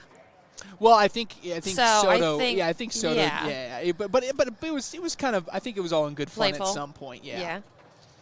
Jeremiah Ellis lined up here. He's going with the roll, and he rolls right in. It's more of that cut, hop, whatever you want to call it here. Soto is stepping out. He's trying to collect only his bag for a wash here. He's got slick side down out on that side of the mat. Big shot here for Soto, and he takes them all. Took one more than he wanted to. Jeremiah Ellis says, thank you very much. I'll take a couple more points there. Score is 4-1 as we head into round number 6. We're now halfway through this matchup between two of the most hyped rookies in the game. Misty Lou Ellis, wife of Jeremiah Ellis, jumping in the chat. I'm surprised she's not rooting for Sammy Soto. Just kidding, Misty Lou. Sammy Soto. Ooh, and I don't know if that was intentional or if it just hung up a little bit, but goes roll over, ends up too far to the left. So this is a collectible position for Soto on a difficult but makeable push. I was about to say, he had the bag down. He still has it down now. Oh, and he gets too far to the right side. Oh, Ouch. And that one just... he put a little bit too much of a bounce effect on that. He really wanted to just be down the center on a slide. We've seen that twice. Yeah, we've seen that twice now. Remember that we saw that hop a little bit too violent before. And Sammy Soto going to get 2 points, going to make it 4-3.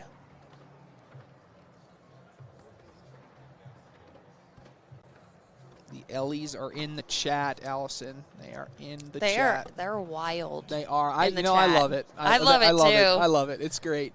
You know what? I will say though, if there's another rabid fan base, it's the Texas group. Oh yeah. So if I know Sammy's playing, there's one right there. That's true. That we live stream with. Yeah, Chase is probably turning over, looking at Sammy every other throw. He's like trying to produce the other court here, but it's a great rivalry to have. Is like anybody from Texas, Jeremiah Ellis chat goes crazy.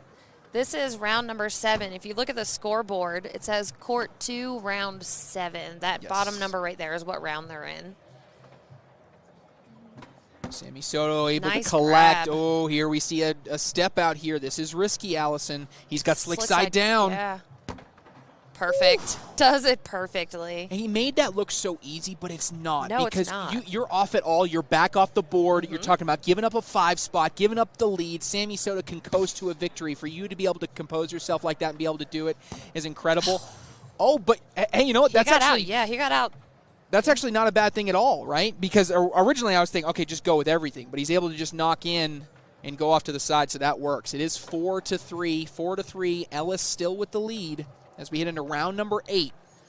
I used to always hate, like, oh, I got to throw the slick side of the bag. I don't want to. I throw my bag 100 miles an hour, and so the slick side scares me so much. I have a lower, harder throw also because of the bags that we started playing with. Yep. You know, they were like big bricks. That's a big adjustment for people like us that have been playing for a really long time, and that's the excuse I'm going to continue to use of why I'm not a good cornhole player. Back and forth we go here. Tension is high in round number 8. Just a single point separating these two. Oh, that could be a 2-point round. Jeremiah Ellis visibly frustrated there. Oh, look at James Baldwin in the chat. Oh, hi, babe. James Baldwin in the chat. But that was a frustration by Jeremiah Ellis there because he was trying to sneak in there for a couple points to extend this lead by 3. Instead, it still remains a single point, but the mentality has got to be, I have 8 bags left in this game. If I put all 8 bags in the hole, there's nothing that Sammy Soto can do. By the way, happy anniversary, James. Sorry I'm in Colorado today. Look at you getting the brownie points. I see you working over there.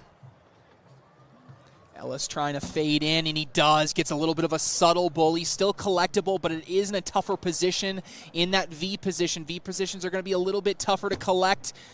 And as you can see, Soto gets kicked a little bit. But, yeah, he's still not in a terrible position. Being able to sit in between would be great. Yeah, don't go in. Oh, my gosh. Yeah, you perfect. Literally, I don't think you could throw a bag better. And as a result, he is going to take a timeout. All right, am I crazy here? Sometimes. What do you think about a bar of soap? Am I crazy? No, because it's round number 9. But do you get too crazy because it is round number 9 and you're only down 1? Like, do you just go slick side and say, I'm going to go up the center, not for a bar of soap, but you just want to... He's at least thinking about it. I see sticky side, though. Oh, no, I can't tell. What is he going to throw? He's got slick side. He might be going soap. He might be going for bar soap here. Oh, man. He did, and he ends up off the back. And in a round-limited game here, playing a 10, that's 2 bags off the back. This could be a 6-point round. So to answer your question, no, you don't do that. Don't do that. That's a big round for Jeremiah Ellis. That's all but going to do it. We will go into round number 10. Sammy Soto needs a 7 spot. Needs a 7 spot here, or Jeremiah Ellis is going to sit in the king seat of bracket A. The number 1 player in the world appears to just keep rolling. Literally and metaphorically.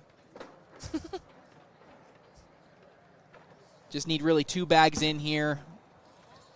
At least going to make us think for a second. And I like this timeout by Sammy Soto. Just make him make him think about it. And Jeremiah Ellis says he likes the timeout too by Soto. Make him think about it a little bit. And I don't know if this is – I mean, he might be thinking a little bit strategy here. Is he thinking of a way that he can try to get an and one out of this? I don't know if you can get an and one out of this. This feels like a drag if you go hard at it. The only thing that maybe you can do is a hard slide shot, Allison, to push it further to the back of the hole and hope that it moves it enough that maybe on a subsequent bag you can hit an and one, but we're in desperation mode at this point.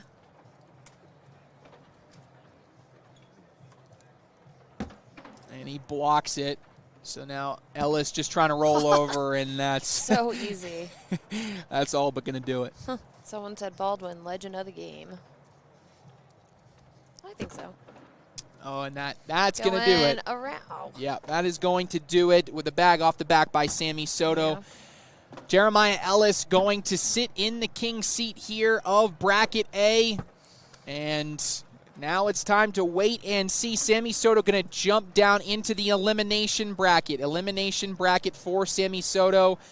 He will await whoever comes out of the elimination bracket to meet him in that third place game. And, man, This is going to be a fun one. All right. We're going to take a quick break. Who we got next? Nico Moreles and Braden Wilson, it looks like. Nico Moreles and Braden Wilson up next on Court 2, another King Seat matchup here in Shootout Singles. We'll be back live from Windsor right after this.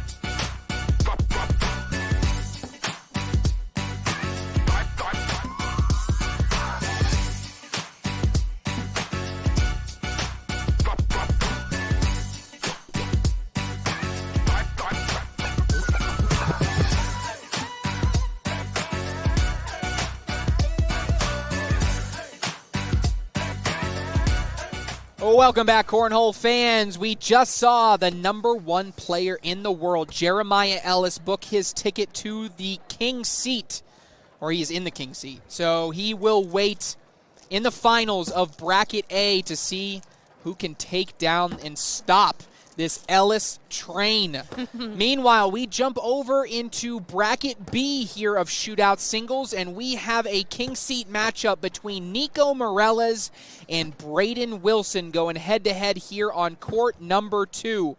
There are 4 players left in the elimination bracket here in Bracket B. So it is just 6 players left in Bracket B. We have Nico and Braden going head-to-head here in the 2 fifth-place matches. In the elimination bracket, we have Justin Rule and Devin Harbaugh. Currently, Justin Rule is up 6-2 over Harbaugh in round number 8. On the other side, we have Matt Abernathy against Ryan Wiedenfeld. Matt Abernathy is up 10-0 in that one. So this one shaping up to have a really strong finish here in Bracket B. These bags are live here in this round. This is round number 1 between Braden Wilson and Nico Moreles going head-to-head here. I think once they put bags in, it should update. All right, so we're good there. Let's jump over to the other brackets as we kind of wait. As we go into, let's look at Bracket C for now. Bracket C. So Bracket C, we have Eric Davis and Adam Hissner in the King seat matchup. Eric Davis is up 20-1. Eric Davis is about to take the King seat of Bracket C. Wow. Still in the elimination bracket, Alan Rawls and Mark Richards are playing for a chance to get to Dean Norton, and Ernest Cisneros is also in the elimination bracket there of Bracket C. Finally, in Bracket D, On deck for Court 1, which is the ESPN Plus court, we have Chris Roybal and Alex Rawls. So they are up next on Court 1. That bracket is already into the 4th place match. So the 4th place match is between Eddie Grindersleeve and Ethan Walker. Currently, Eddie Grindersleeve is up 9-5 over Ethan Walker. That is in bracket D. Then finally in bracket A, as we're still making our way through the early rounds of this Wilson Moreles game. In bracket A, of course, we just saw Jeremiah Ellis. He is in the king seat. Gavin, Cano, and Zach Lewis are going head-to-head in the elimination bracket for a chance to play Andy Noyes. And then, of course, Cody Henderson also still alive in the elimination bracket. 0-0 is our score here between Braden Wilson and Nico Moreles early out of the gate. Let's hear some predictions in the chat who we got. Bag selection, I believe that Nico Moreles is throwing the Titan Dart. Jeremiah Ellis is also going to play support official here for me. All right, he says yes, he thinks it's a dart. So if it's not a dart, blame Jeremiah Ellis for giving me wrong information. Braden Wilson, of course, throwing, I believe, the Buffalo Soldiers is his go-to bag.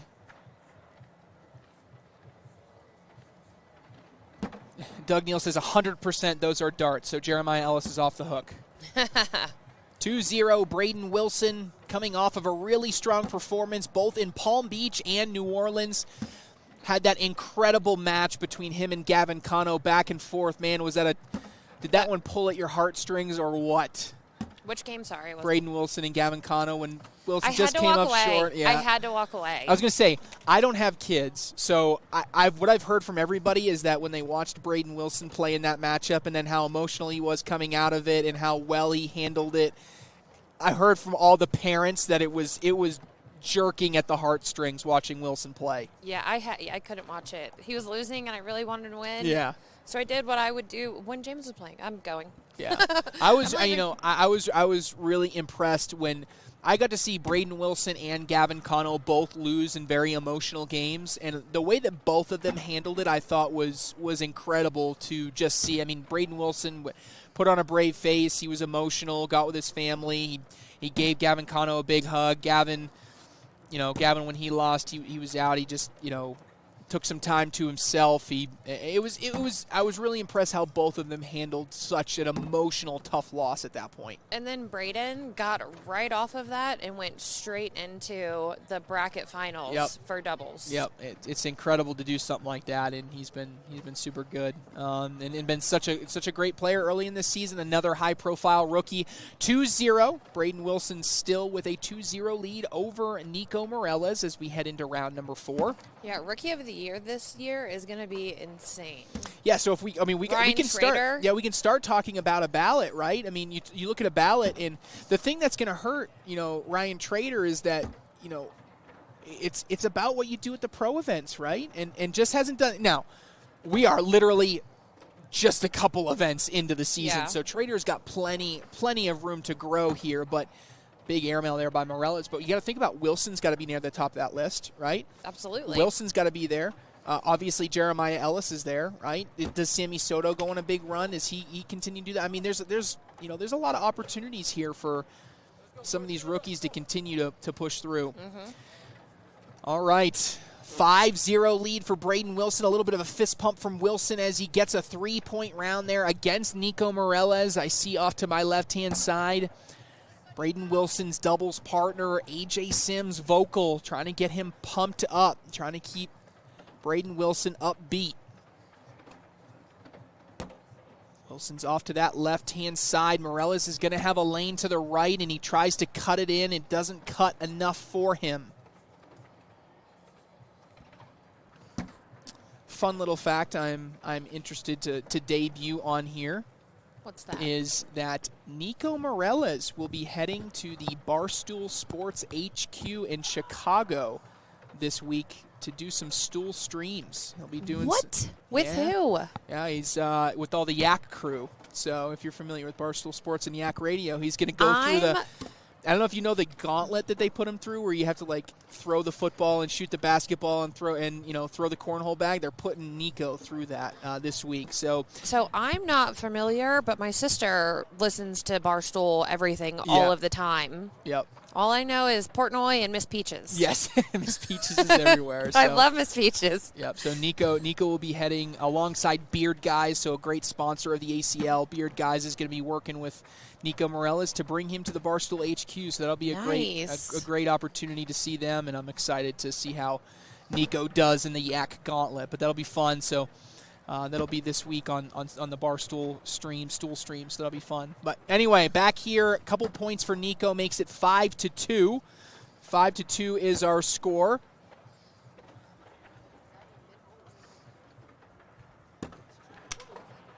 And Braden Wilson fired up after that one. Absolutely fired up. Big 5 spot makes it 10-2. 10-2.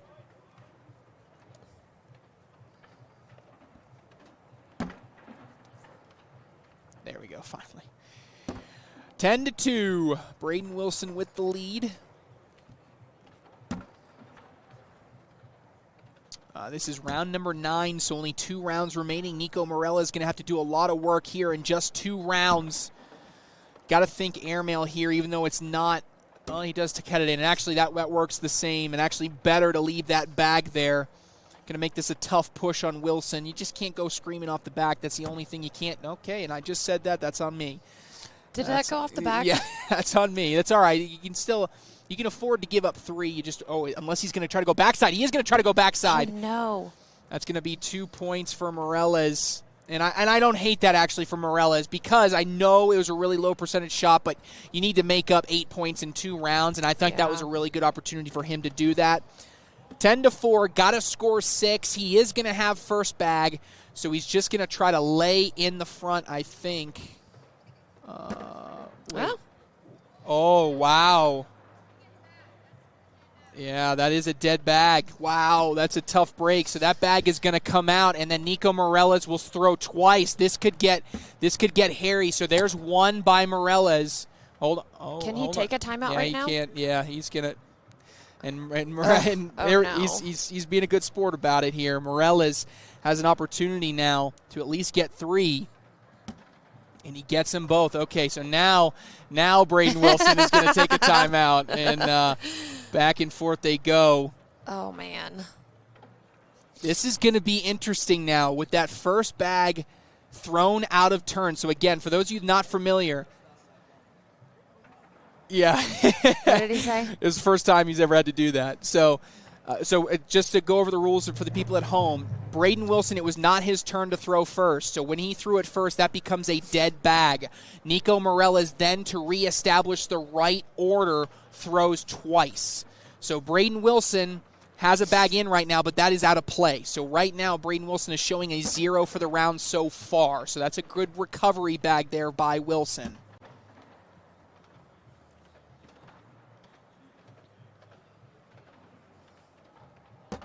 And that ends up a little bit off to the side. What does Moreles do? He's trying to push everything in, and he goes in. Right now it's showing +6. This is just on the board to win for Braden Wilson. Why does he have slick side down? Okay, he's back on sticky side. I was so nervous for a second. Oh, no, he's going slick side Why is he going slick side? What is going on? Oh, and he collects it all for the win. I don't know why he did.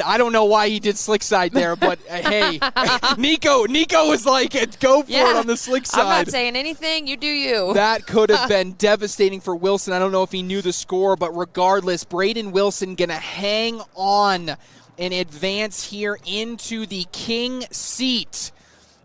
Here in the king seat of bracket B. Yeah. Sorry, I got to remember what bracket we were in. Braden Wilson, the 12-year-old, continues to roll, and he gets a piece of candy for winning. All right, we are going to take a quick break. We got more Shootout singles action to bring you live from the Future Legends Dome here in Windsor. We'll be back right after this.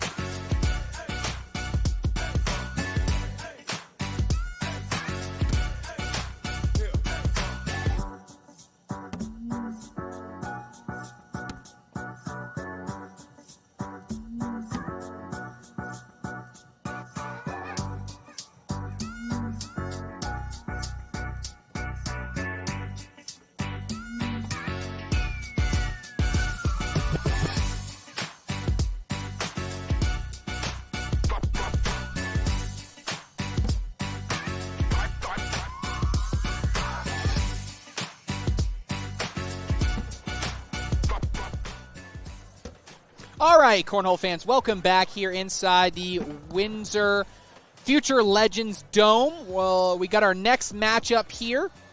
And in the meantime, while we wait for Matt Abernathy and Justin Rule to go down and back, we are going to go through our brackets, talk through who is left here in this Shootout Singles Tournament.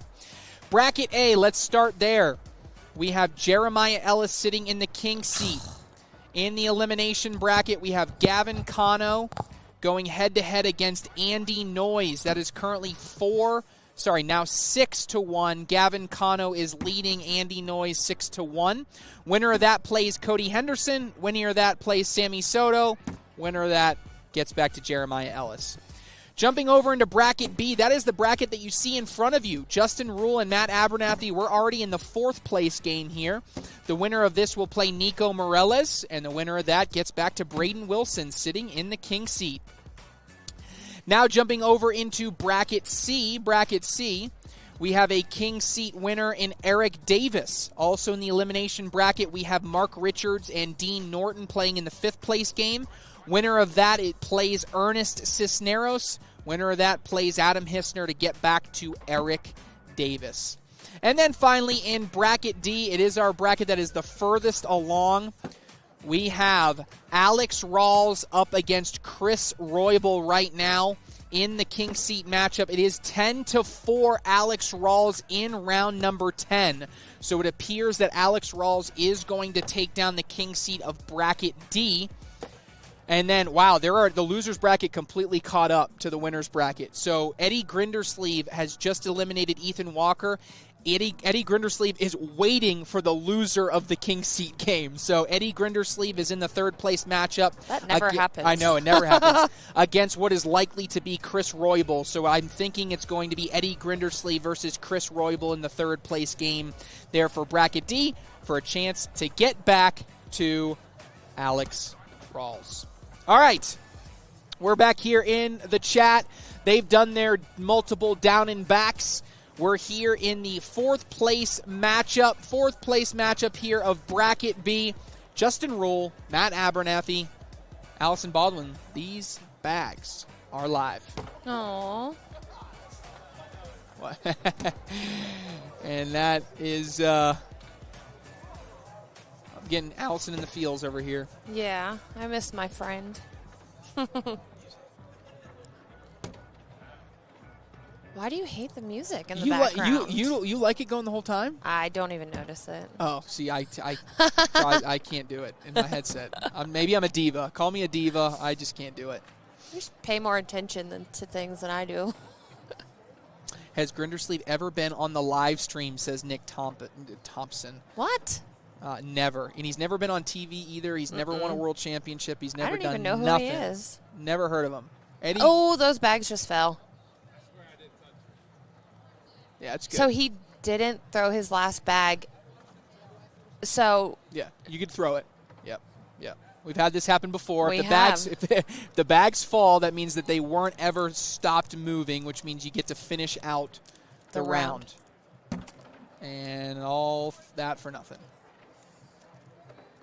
Braden Wilson took all the candy, Jake. So question. If he would have thrown that bag down to the other side of the court, how would that have played out? Yeah, that's a different story? Yeah, that's probably a different story. That's what I thought, too. We had this discussion amongst us not that long ago. Yeah, I don't like those situations. They're not fun. Yeah. Although I do like them in round 1 more than I like them in a game-deciding round 8 or 9 or whatever. We've had that happen before. All right, bags. Looks like we got an AAR Ripper throwing by Justin Rule. We got Gladiator on the other end. I cannot tell the Gladiator series there, but he is throwing Gladiator, is Matt Abernathy. How about a run for both of these players here, Allison? This is a really strong run by both players to get here into this 4th place matchup, a chance to get back to Nico Moreles. I feel like every once in a while you'll hear Abernathy making a run. Rule, though, we haven't seen that in a while. Yeah, I mean, really the deepest runs that we saw to Justin Rule last season were when he was playing with Derek Holland. They made some decent runs there in doubles. But as a singles player, really you kind of have to go back 2 years to see any type of deep run for Rule in singles. So certainly a good thing to see here as Justin Rule is having a great start to his Cornhole Mania. Oh, will you put the scoreboard up? Huh. There we go. Like, where did it go? You did it on purpose. Where did it You wanted go? the chat to go crazy. To yell. It's 1-0 in round 3. The chat was furious with you, Allison. No, I'm just kidding. They just said score. I've been pushing the same buttons, and all of a sudden it just goes away. It's all Corey's fault. I'm just kidding. Maybe because we're in preview 2. Should I just hit preview 3 and see what happens in the middle of the round? I don't know if that's a good idea. Here we go. Round 4. I mean, not round 4. Actually, it is round 4. 4-0 round 4. Justin Rule out to an early lead over Matt Abernathy. So I hit it and didn't do anything. So that may have been what it was that we were in preview 2, and that's not part of that. You done broked it. Yeah, you know. 4-0 Justin Rule. He's got his first bag here, and he's in. Nice block there, and Abernathy looks like he likes it. That's where he wanted it. Trying to get a miss out of Rule, but Rule just drips around it. Again, winner of this goes to play Nico Moreles. Nico Moreles next up.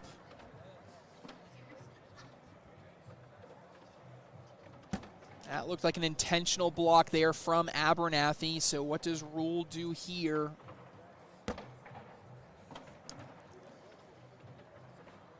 Ooh. Oh, and he goes hard at the push, just trying to get them to wrap around and fall. They do not, so that's going to be 4 more points for Justin Rule. He is up 8-0 as we have Allison running to hit the play button on the camera. 8-0 here for Justin Rule. As we head into round number 5, the conclusion of this round will be at the halfway point of this game. To the rescue. Yeah, I'm going to need a raise after this. Yeah, sounds good. Running over there. Talk to Alicia.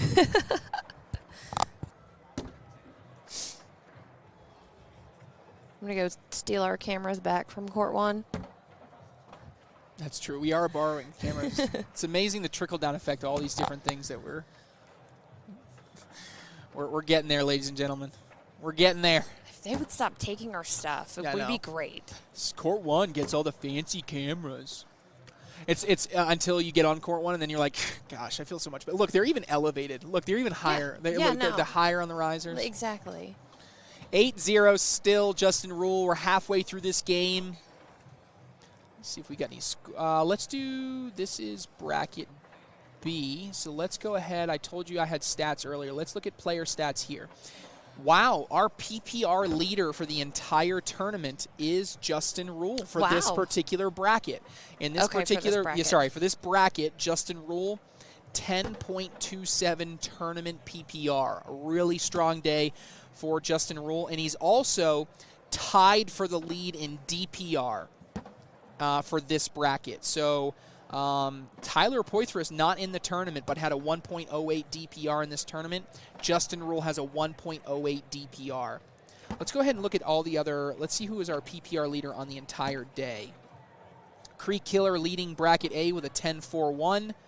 Rule with a 10. So right now Creek Killer is our leader. Let's look at bracket B. 10.52 is Hisner.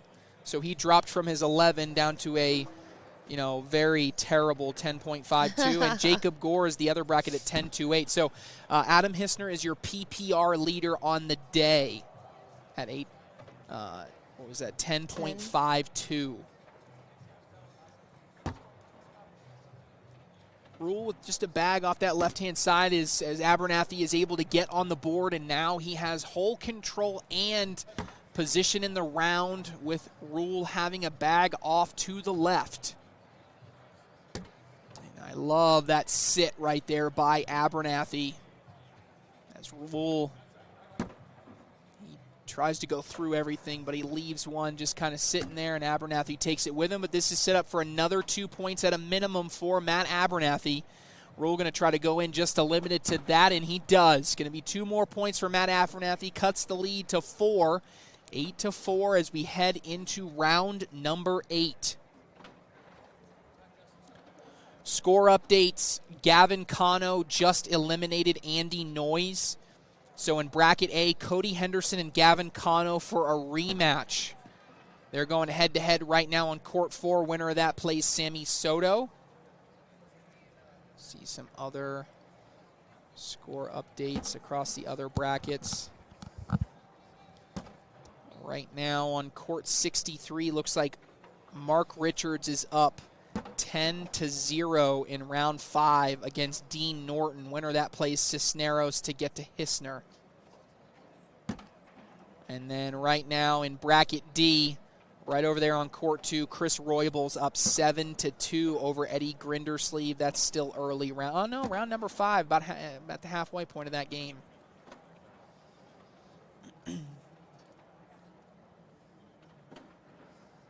Nick Thompson says Eddie Grindersleeve's on a live stream. You love it. He's just on the ESPN Plus live stream. All right. Bag short there by Abernathy. He's a little bit frustrated. Could have been more points. Could have been 3 total, but he's going to settle for the single. 8-5 does have first bag still. Trying to get back into this. Round number 9, running out of time. Needs 4 points over 2 rounds. The dead center block is a great place to start as Rule goes with a roll. That does not get all the way over. This is good. This is where you want to be for Abernathy. He hits the airmail. This could be big points here, Allison. That is an answer right there by Rule. Abernathy goes with the airmail. Oh, my goodness, they are on fire right now. Can Abernathy make it 3? He cannot. And what does Rule do here? He might choose to lay it up to give himself a 5-point lead, or he could go for an airmail to make it even more. Sorry, a 4-point lead. He goes for the roll this time and hits it. What a roll by Justin Rule. More like Justin Roll. I see what you did there. Rosie liked that one from the stands. She liked that one. I'll be here all week, guys. 11-5. He really will be on live streams all weekend. I will literally be here all weekend. We're putting Trey Ryder to work. Yeah, about time you guys put me to work. I didn't do much streaming in Palm Beach. I was running around like a chicken with my head cut off. Yeah, the first event of the pro season is usually a little hectic. Yeah. 11-5. Abernathy tried to block there. He's disappointed. Wasn't able to hit it. That's 2 bags in by Rule. That's about going to do it. A bag that stays on the board is going to clinch it here for Justin Rule. And he goes in to seal the deal. Justin Rule wins it. He advances into the 3rd place matchup to take on Nico Moreles for a chance to get back to the 12-year-old Braden Wilson sitting in the king seat. Big win by Justin Rule. You talked about last year not having the greatest performance, but at least starting this Cornhole Mania here in 2024, Allison, on a good note. I think we're going to keep him here on this board, too, and play his game versus Nico. So let's do it. All right, we're going to take a quick break, and we'll be right back.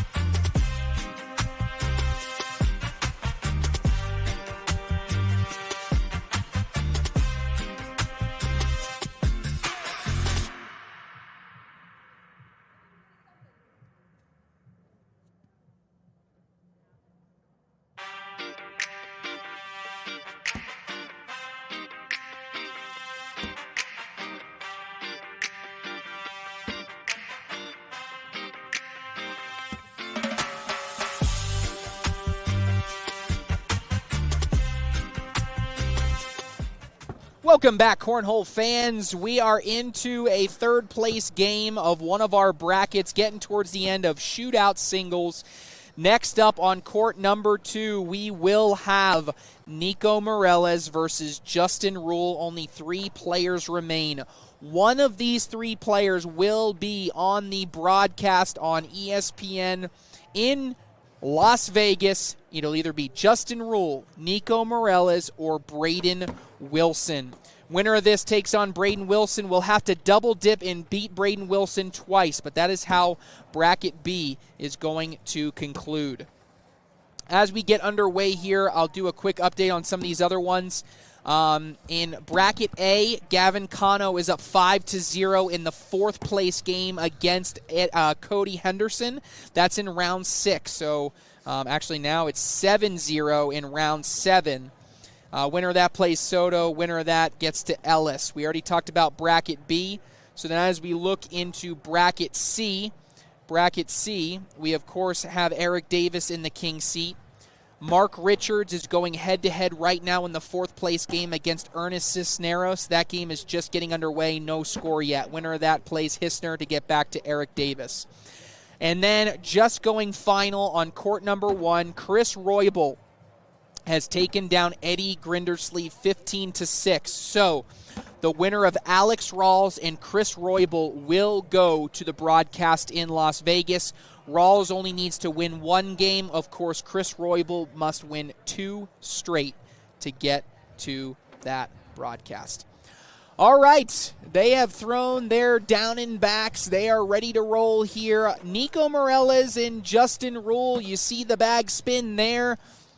Nico Moreles wins the spin. He'll get first bag. 3rd place here of Bracket B. These bags are live, chat.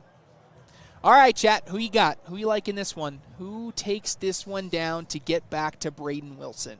Will Nico Moreles get a chance at redemption, or will it be Justin Rule to take on the 12-year-old?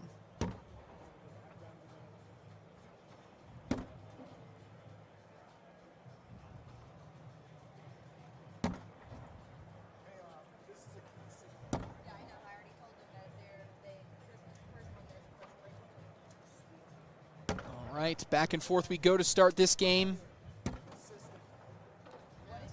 4-bagger to start here by Nico Moreles, and no score. Double 4-bagger wash. The crowd goes crazy in the front row. Stacy Moore, Tyler Poitras going absolutely bananas after that double 4-bagger wash.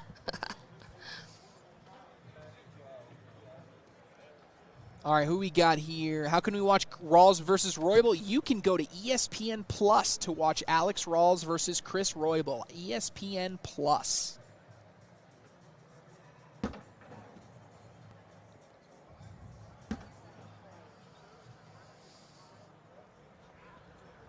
Got people rooting for Nico. Adam Deere going with trying Justin to get my Rule. chat back up. You did your chat. I'm just everything. Everything. Struggling. Nothing wants to work today.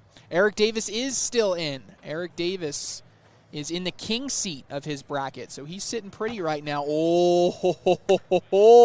Even Nico gave Justin a little bit of a look there. That was an aggressive backside airmail attempt. It's still 0-0. These guys don't feel like scoring. I've still never seen a round-limited game end 1-0. That's still on my bucket list to see a 1-0 game. Maybe one day we'll get it. Like, I don't know if I'd love that or if I'd hate that. I think I'd kind of love it. Hopefully one day you'll find out. Watch, this is the game that it is. I think the lowest I've ever seen is 4-2, I think I've seen. Nice collect there by Moreles. Another bag in there. And 4-bagger by Moreles. And answered by Rule. The crowd goes crazy again. Adam Hisner is unhinged in the front row. So excited on that double 4-bagger.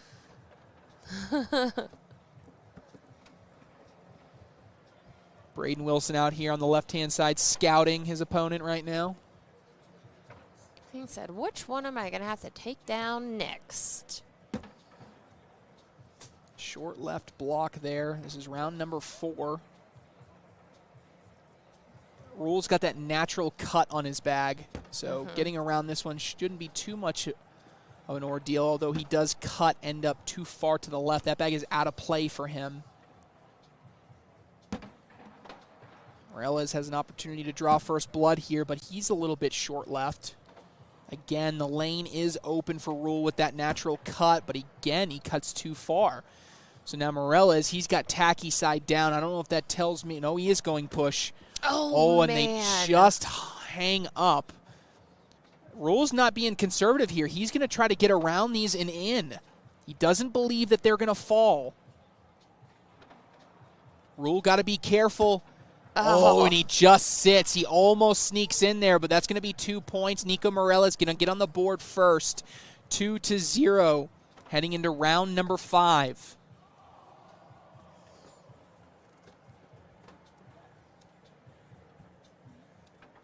Got to change up the song. Yep. New song. Song change for Nico. He says, I take the lead, I change the song. He wanted 4 points that round. Got to pick a different song. All right, first bag here by Nico. And a beautiful level 1, 1 foot in the water, V block. Can't place it any better. Nice replacement there by Rule. And now we're even Steven, clean board.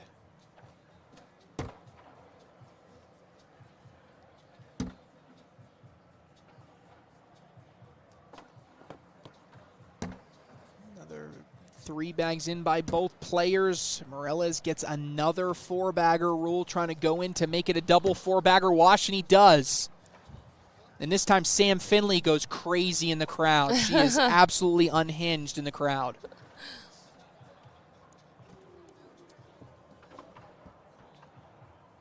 Round number 6, 2-0.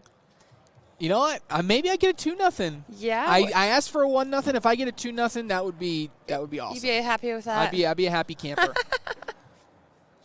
Be the least amount of points Nico Moreles has ever scored to win a game. I can promise. For sure. Except in doubles. I guess maybe if his partner's really good and carries the team. But I stand by. Probably the most ever. Beautiful bag there by Rule. Love that position. And that's what causes the bag to kick for Moreles. Rule's trying to clean everything up here. And he just a little bit off to the side. So it opens it back up for Moreles to escape here with a wash. And he'll be happy to do it with that bag that got kicked on bag 3.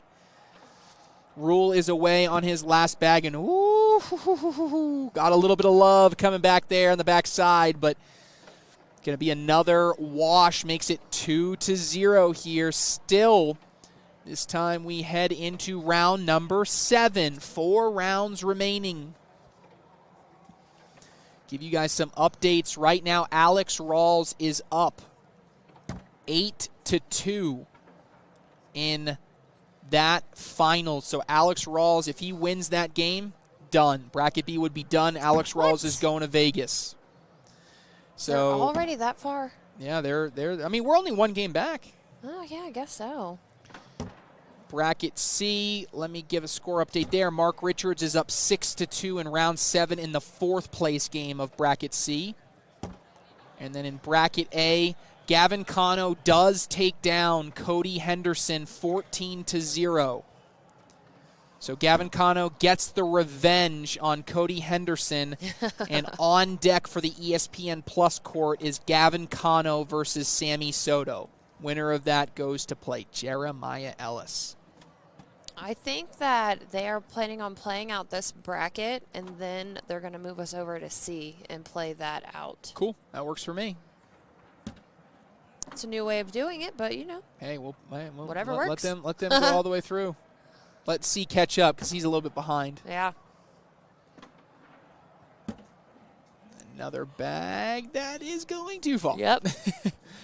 Still 2-0 there here in round number 8. This is an opportunity, though, for Moreles to double the lead. And 4 points, the way this game has gone, is going to feel like a mountain to climb. Moreles is in again. I'm going to do a PPR check in this one as soon as this round is done. As soon as they put in the stats here, but that's going to be 2 more points for Nico Moreles. I'm going to guess got to be a 10-8 at least for Nico Moreles. Yeah, he's only missed a couple of bags, right? 11. Yeah. I undersold him. 11.0. Justin Rule throwing a 10-5, 0 points on the board. If they are going to run out these brackets, I think the way that they are, we will have Eric Davis. Eventually, we will have his king seat match. Rule is trying to get that bag to stop. A little bit too deep, I think, than he wants. Oh, and a beautiful block, though. I do like that. Oh, Moreles. Oh, I'm sorry. He threw it higher. I thought he was going airmail. I was like, that is aggressive. That is aggressive. You're winning. Don't do that. Oh, but that's aggressive right there, and he needed it for Justin Rule. He's going up now, too. Moreles hits it backside. Can Justin Rule do the same thing again? If he can do it again, he'll get 2 points. If he drags it, we got a wash. Rule is away. Oh, and he's just a little bit deep. That's going to be a single point for Nico Moreles. And he strengthens his grip on this game as he has a 5-point lead going into the 10th and final round. This is for a ticket to get back to Braden Wilson. Moreles' first bag is in. That is huge when you have a 5-point lead. 3 bags in will clinch it. Whew, that was almost hit the front of the board. Like here's me. That was a good block, but now you got to really do some work if you're Rule. He tries to roll all the way over, maybe close enough for a drag, but he's in desperation mode, and how about that split that turned into a tumble? I'm not going to call it a roll. That was a tumble in for Nico Moreles. Rule is off the back. Moreles collects for the 4-bagger, and Nico Moreles is into the bracket final. He has a date with the 12-year-old Braden Wilson and looking for revenge as Wilson knocked him into the elimination bracket. Nico Moreles looking to see if he can make his first ever television broadcast in singles, but he's got a mountain to climb against that 12-year-old phenom. That's what we got up next, Allison, right? I believe so. Look at this first. Look at that venue. Oh, check that out. That's crispy. That's a crispy little camera angle. Love that. All right, next up, Nico Moreles, Braden Wilson for all the marbles here in Bracket B. Coming up next.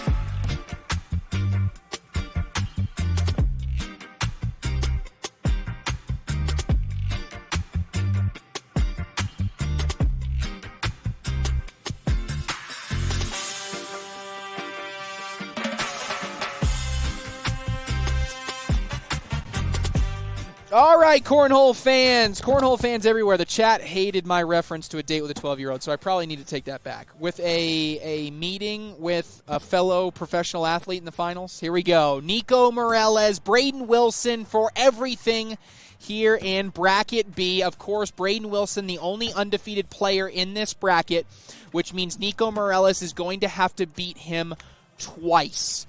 We saw this matchup earlier. Braden Wilson, it was close, and then he got a big 5 spot close to the halfway point of the game, and that's ultimately what propelled him over into the victory.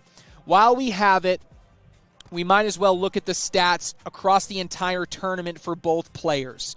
First, we look at Braden Wilson. He's throwing a 9.8 PPR across the entire tournament with a 0.72 DPR. Nico Moreles is throwing a 10.2 PPR with a 0.63 DPR. So both players above the 0.5 DPR mark, which Anthony Ione says is that place where you want to be, and both of them either high 9s or low 10s. So both throwing at an elite level right now.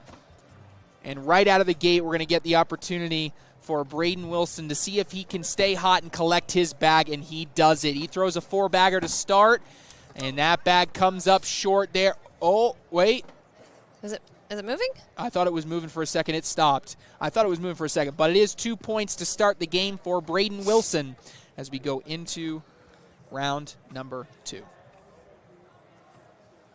Well, I don't think you're going to get the 2-0 that you've been wanting, or one. Well, no, clearly not one. No 1-0s here. You guys just don't let it happen. Score updates on the other brackets. So let's see here.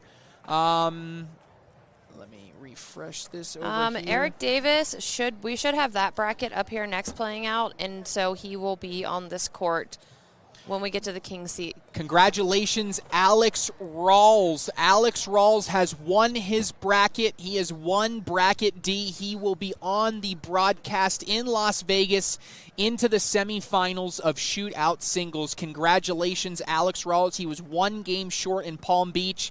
He is able to redeem himself, and he will be there now. Bracket B is what you have in front of us at the moment. Yeah, you see all the comments roasting me. I didn't know what they were talking about. Yeah. That was the chat loved my going to break what I said. In bracket, so bracket B is what's in front of you. Bracket C is the one that people are asking about as far as Eric Davis. That is in the 3rd place game right now. So Mark Richards and Adam Hissner, that is 0-0, just getting underway in round number 2. The winner of that will play Eric Davis live here on our broadcast court next. And then finally, currently on ESPN Plus on court number 1, you have Gavin Cano, as they go back and forth on AMRs, Gavin Cano versus Sammy Soto. That is the 3rd place game. The 3rd place game in Bracket A. The winner of that plays Jeremiah Ellis. That game and that bracket final will take place on court number 1. So the Ellis, you're going to have to go to ESPN Plus to see the conclusion of that game or the conclusion of that bracket.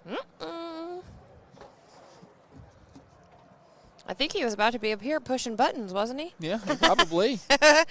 When I walked out there to go use the restroom, Eric Davis was walking by, and he looked at me like, "Where are you going? I still have to play." I was like, "I'll be right back." All right, here we go. These guys back and forth, tied 3-3 in round number 4. Braden Wilson, a game to give. Gives a bag there, and Nico Moreles has a chance to get a couple.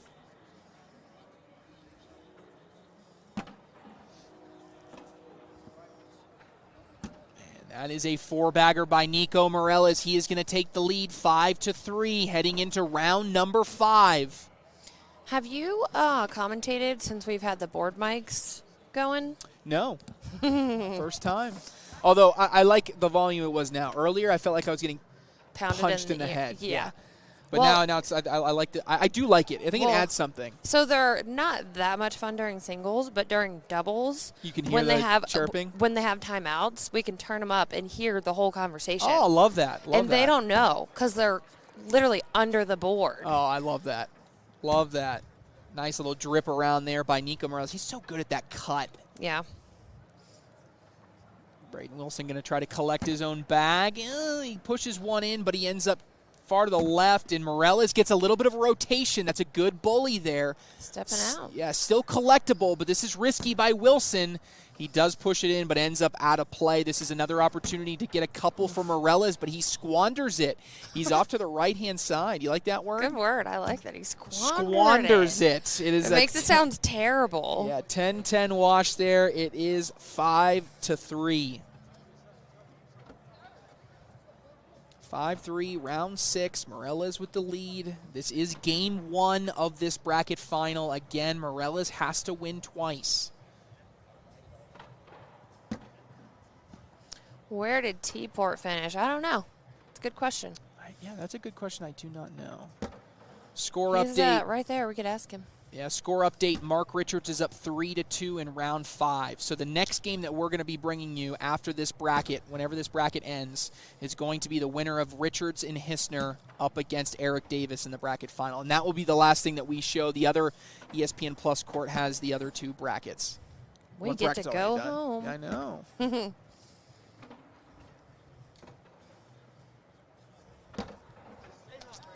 Doug Neal likes squandered and unhinged. Unhinged, the 2 words of the night. You like both of those? Yeah. 5-3. 5-3. Round number 7. Nico Moreles taking an extra sip and a song change as we get into round number 7. 4 rounds remaining. No panic needed at all for Braden Wilson. Just 2 points away. You got 4 rounds to go, and I know you don't want it, but you do have a game to give here. And that's what happened last time. You remember what happened in national singles? He plays Cody Henderson. Cody Henderson beats him game 1. He's able to bounce back and get him in game 2. Well, can we talk about him and Devin Harbaugh in New Orleans? Yes. That was insane. Absolutely insane. Back and forth there. The big shots, Devin, the big airmail rounds. Devin takes the first round. He comes back, gets him the second round. So Wilson has been here before twice already this pro season. He's been behind, even given up game 1. I talked to Braden's mom earlier, and she was like, that was the most fun that I've ever had watching Cornhole ever when he was playing Devin. It was just crazy shot after crazy shot. Probably one of the best games. I've seen a lot of Cornhole. Probably one of the best games I've ever seen. And as a commentator, like, you get the opportunity to see those type of things, and those become memorable for you. Absolutely. Like, you think back at, like, all the great games that you've called. That's got to be near the top of the list, right? It absolutely is. First bag is in, and as we head into round number 8 here, not necessarily panic mode for Braden Wilson, but you at least got to maybe start thinking about some blocks, and there's one right on cue. Moreles going to have to go with a fade here. Oh, and he actually just kind of butts up next to it. Not a bad bag here. Wilson tries to roll it, ends up a little bit too far right. Moreles, sticky side push. He's off to the side. He doesn't hate that, but Wilson can definitely get in here for 2 to cut the lead in half. Wilson is away, and it just drips over. Like a little bit of a hop action on that roll. Just drips in, and Braden Wilson cuts the lead in half. 2 rounds remaining. The deficit is 2. Nico is throwing the Titan darts. Braden Wilson is throwing the Buffalo Soldiers. Nice cut there by Nico.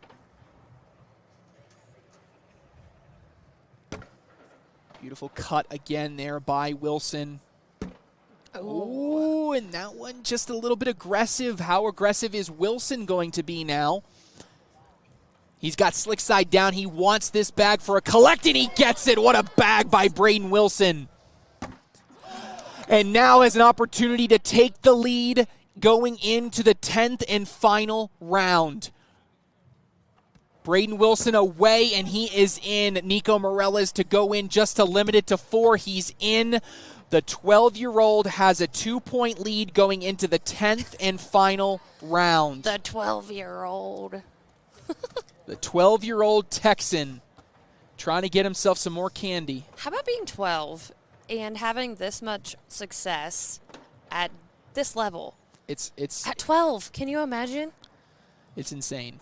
It's a lot of pressure, like just in general, but also being on the live stages and the feeds. He just takes it with stride. Takes it with stride. All he wants is the candy he wins after. That's all he wants, and as he replaces beautifully there, Moreles just needs 2. He drips in. 2 bags in will win it for Wilson and win the bracket. There is that bag. Does Moreles try to block? He hits a block. This is slide in for the win, and a bracket win for Braden Wilson, and he gets it. That's a 4-bagger to win it for Braden Wilson. He's going back to the broadcast court. He will be in Las Vegas, and I don't know what a 12-year-old's supposed to do in Las Vegas, but he's going to have to figure it out as he makes it to the Shootout singles semifinals.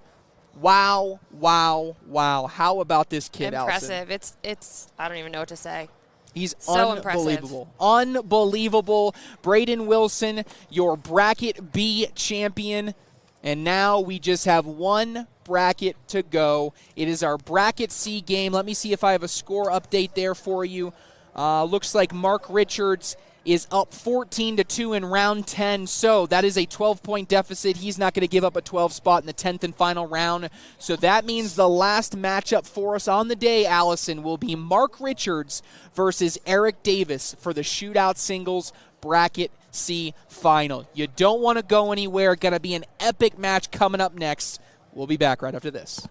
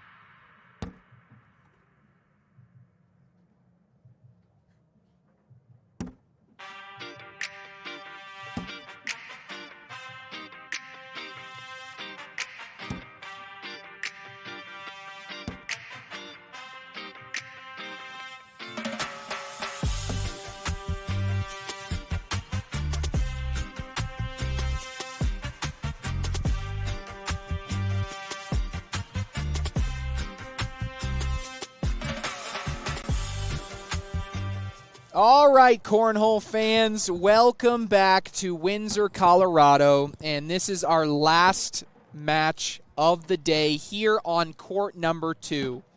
We're looking for 4 bracket winners to round out our 2 semifinals that'll be in Las Vegas on ESPN. We already have 2 of those 4 bracket winners. Alex Rawls has taken down bracket B. Braden Wilson has taken down bracket B. So now we're waiting for the winners of bracket A and bracket C. In bracket A, that is taking place on ESPN+. So if you want to see that battle between a rematch of the National Singles Final in New Orleans between Jeremiah Ellis and Gavin Cano, you need to get to ESPN+ right now. If you want to see the Magician taking on one of the winningest players of all time in Eric Davis and Mark Richards, you can't go anywhere. You need to sit right here. So this is going to be a great one. Mark Richards versus Eric Davis. Eric Davis is undefeated. He is sitting in the king seat. Mark Richards is going to have to win 2 straight games in order to take this bracket and take this victory. If Eric Davis wins either game 1 or game 2, it's over. And that is a practice round disgusting shot by Eric Davis. That is what he does best. So who you guys got? Chat, who we taking here in the bracket final between Mark Richards and Eric Davis? This will be the last practice round before we go live in our championship. These comments. Oh, what are they saying? I almost squandered my half-pound burger, but I unhinged my jaw and swallowed it whole. I love that. Love it. I love my... Someone wants to know when James is coming back after turkey and deer season. Well, deer season's over. Turkey season is the season we're in, but yeah, I don't know. I don't see a comeback in the near future. The chat is going crazy for Eric Davis. They are How can you not? They are rooting for Eric Davis against Mark Richards. No shock that Michelle Thompson is in the chat rooting for Eric Davis. The leader of the Eric Davis fan club, a.k.a. Michelle Thompson. All right. They've done their down and backs. They just did their fist pump. The final bracket of the day on court 2. Final match. Eric Davis, Mark Richards, Allison Baldwin. For the last time today, maybe these bags are live. We could go to a game 2. That's true. I don't know if I would say these bags are live and get. Well, man, Yeah. And you don't take a commercial break in between games here on game 2, Nah. right? Okay. So ESPN Plus will, but we will not. We'll keep it live here for the rest of the day. So guess what, guys? No more commercial breaks. I know you guys are thrilled. Richard starts his round with a bag off to the left-hand side. Ryan Windsor asking me, who do I think is going to win? Whew, that's a tough one. We're not allowed to pick favorites. Well, want and think are 2 Yeah. different things. Right now, I mean, it's just tough to pick against Eric Davis. Like, Eric Davis has been the best player by far in this bracket. I mean, he's just gone through it. Let's look at his run, right? Where are we? Bracket. Here we go. So, Eric Davis, let's start 8-4 over Zedra Herrera, 16-8 over Vanessa Fillingham, 14-3 over Trevor Kufis, 23-7 over Dean Norton, 20-1 over Adam Hissner. So he has just gotten better and better as the day goes along. Leading PPR. Is he? Oh, let me Well, look. Adam was. Oh, Adam was leading. Yes. So this and he beat him 21-0 in 10 rounds. Let's look at the stats. Thank you for putting that in my head. So on the day, Mark Richards is throwing a 9.9 PPR with a 1.08 DPR. Eric Davis is throwing a 9.8 PPR with a 1.2 DPR. So Eric Davis far and away been the best player in this bracket. Wow, So what a great bag by Mark. That was nifty right there. You like that? That's another word. Yes. Nifty. So Eric Davis. Oh, it's going. Look, he's been the best player in this bracket. So if he doesn't play well and he's a little bit cold, then anything can happen. But it's tough for me to pick against Eric Davis with how good he's been throwing so far. Uh-oh, this might be 4 for Mark right here. Mark not going with an airmail. Oh, and it just bunches up, and he is visibly frustrated with that. Like you said, Allison, had an opportunity to get 4 and ends up with a wash. Yeah. Tucker DeVreen saying the Magician is going to go for a 3-bag cleanup in round 10 to win it. I love that.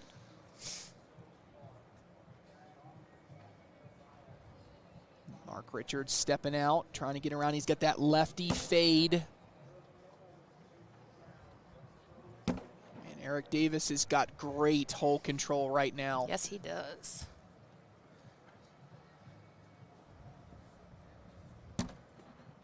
Nice little replacing 1 bag there. And Davis squanders his opportunity to get a couple points there as Richards cleans everything up. In there for Davis for a 10. Richards can go in for a wash. He's there. 2-0. Heading into round number 4. Again, if Eric Davis wins this first game, bracket is over. Eric Davis to Las Vegas. If Mark Richards comes back in this game, takes game 1, we will go to a winner-take-all game 2. Both games, if needed, will be 10-round limited, just like everything else today. Tomorrow is national singles, so the streams will be all afternoon and evening long. Those will be national singles, which is your classic play-to-21 format. So that'll be all afternoon and evening tomorrow. Same channels will be live here on the social channels, Facebook, YouTube, ACL Cornhole TV, and then ESPN Plus will also have an exclusive court. Nice roll there by Davis. Richards bunches on that left side. I kind of like that position, and Davis is going to take a timeout. If you can throw a picture-perfect block, I love a block in this situation because I think even if Richards hits an airmail, it will trampoline and go off. The risk that you run, though, I think, Allison, is if you go with a block and you don't hit it perfectly, you can let Richards go with a push-through, maybe get 4 points, and he's going to take the lead. So this is risky here, but Davis has got slick side down, which means he's doing something that I didn't even think about. Yeah, you don't want to leave a bumper there for Mark. So he kind of almost bar-a-soaped. It, like, flung the bag to the backside, but it's, like, almost sitting. This is weird. Like, if Richards is content with a wash, I almost just want to target the left side. And if I target the left side, then it may have that bag just fall. Because you may just turn it enough for it to drip in, but if you go with an airmail, is there a chance that everything can go? Yeah, Richards is looking long and hard on this one because this is a unique situation to be in. It was a really good bag there by Eric Davis to kind of at least cause some confusion and some thought here by Richards. Taught Eric how to fix the camera while I was over there. He was like watching me. I was like, if you see that the camera goes black, just hit the play button. Richards is away, slick side down, and one falls. Great bag by Mark Richards, and Eric Davis, a sigh and eyes roll back as he didn't love that one. It's going to be a 2-0 game remaining here as we head into round number 5. Davis still with a lead.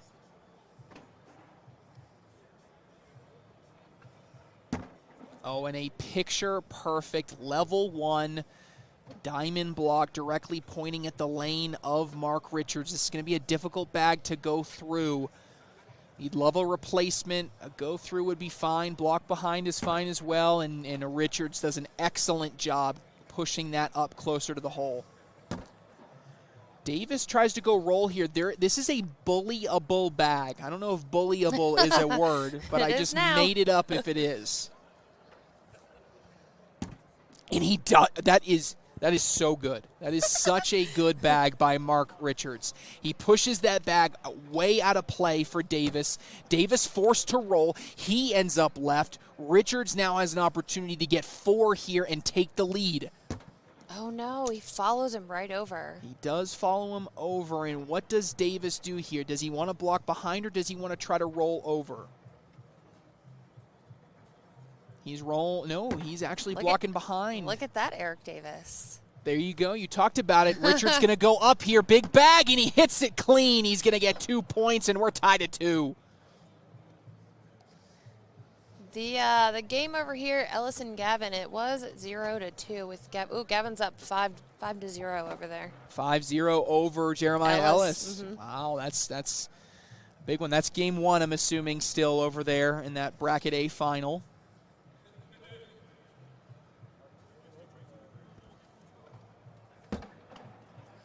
That is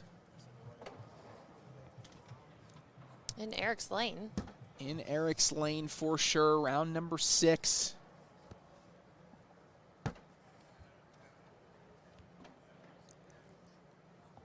Airmail there by Richards. Ooh. And that's a really good position, right? Because it may prevent a Oh, wow. That was a harsh angled roll bag right there. All right, so this is normally what I would say. If this was anybody else but Eric Davis, I like an airmail. But Eric Davis is going to do some voodoo magic in his head, and he's going to come up with a get both of his bags in and like split Richard's bags to the opposite each side. Of the yes, hole. It's going to be the party in the Red Sea here. He's just going to bomb them out to the side. I mean, I was imagining the same thing. Yes. Well, I mean, and because I said that, he's going to do something totally different. Yeah. He's going to airmail it. He's going to throw it, and it's going to be a boomerang, and he's going to throw it behind the board. It's going to come back and go backside airmail. I don't know. Whatever it is, I can't wait to watch it by Eric Davis. He's stepping out, and he's got tacky side down. Yeah, he's not doing what we thought, I don't think. Just kidding. Wait. Nope, still tacky side down. Go and roll. Yep. Does go roll. It doesn't roll enough. Yes, used one. Yes. He's asking me like I'm keeping track, but I'm pretty sure. We don't talk to them. Yeah, I don't talk to you. Yeah. When they ask us questions, you go, I can't hear you. I don't know what's happening. Yeah, I need to learn. I need to learn better. So look away very quickly. Don't make eye contact. So I don't hate an airmail here. I also don't hate the idea maybe trying to push your own bag in on that left side.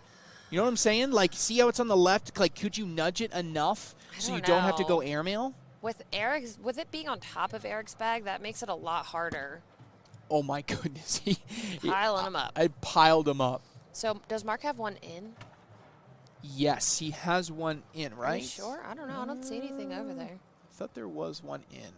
Does he have a bag in his hand that we can't see? No, because he scored last. So Eric Davis has got slick side. Oh, my gosh. I can't wait to watch this. Big push. Oh, my goodness. Ashton Spiess in the background gave me the best reaction to that. He got 2 of each, I think. Is that for a wash? I think it was a wash. That was outrageous for him to get 2 of his in. That is so Eric Davis. That is so Eric Davis. Going to fix the camera. Fix the camera, says Allison. It is 2-2 here in round number 7. Mark Richards taking some extra time here, deciding what he wants to do.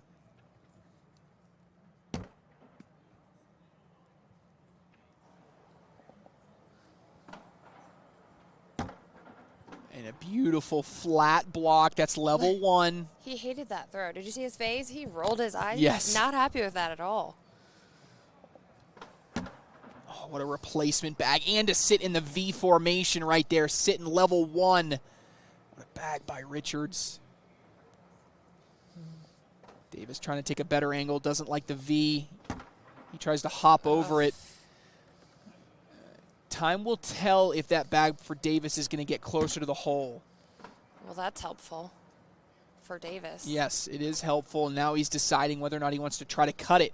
The thing is, I think you're underneath that bag enough, or you're on top of that bag, so you may get brought in. I don't think you need to cut this. That's what I was... Oh, but he threw it too hard. That's what I was thinking, too. If Mark's bag goes, it's going to pull... Oh, that helped him out a lot. Uh-oh. Look Airmail time. Airmail time. What would the people in Michigan say? Make it clap. Make it clap. Make it clap. This is set up for an Eric Davis special airmail drag to get 3 bags on 1 shot, 2 points and the lead. Eric Davis is away and he gets it. Wait a minute. What round is this? What was that comment earlier? That's true. It's not round 10. It's not round 10, but that was round 7. Going into round number 8, Eric Davis 3 bags on 1 shot to take a 2-point lead going into round number 8, and that is why he's Eric Davis.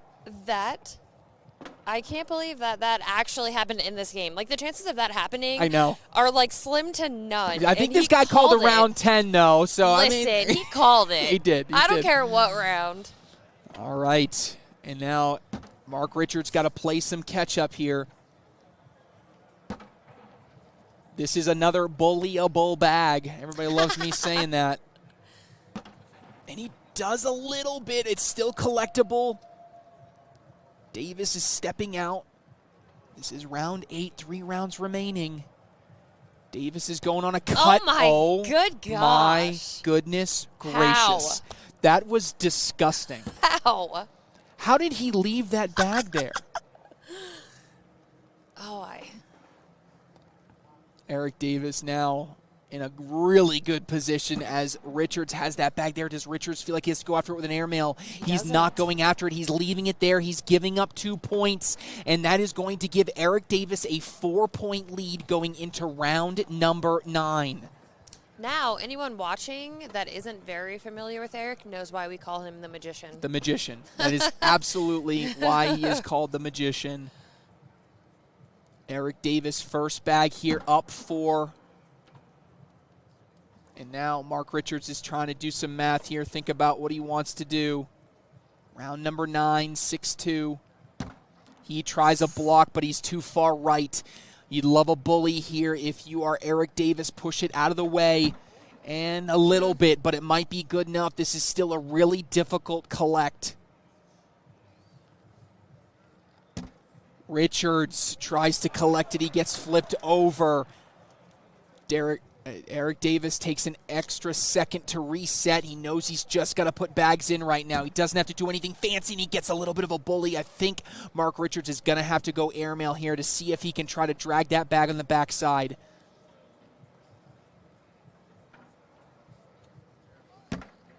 Oh, man. And Mark Richards at least gives himself an opportunity. Eric Davis is going to take a timeout. He's going to go look at it. I love just sitting in front here. I actually don't want to be in. You are up big. You're up 4 in the game. I think I like sitting in front. Take away a draggable opportunity. Anything that you can do, you want to try to pin the bags.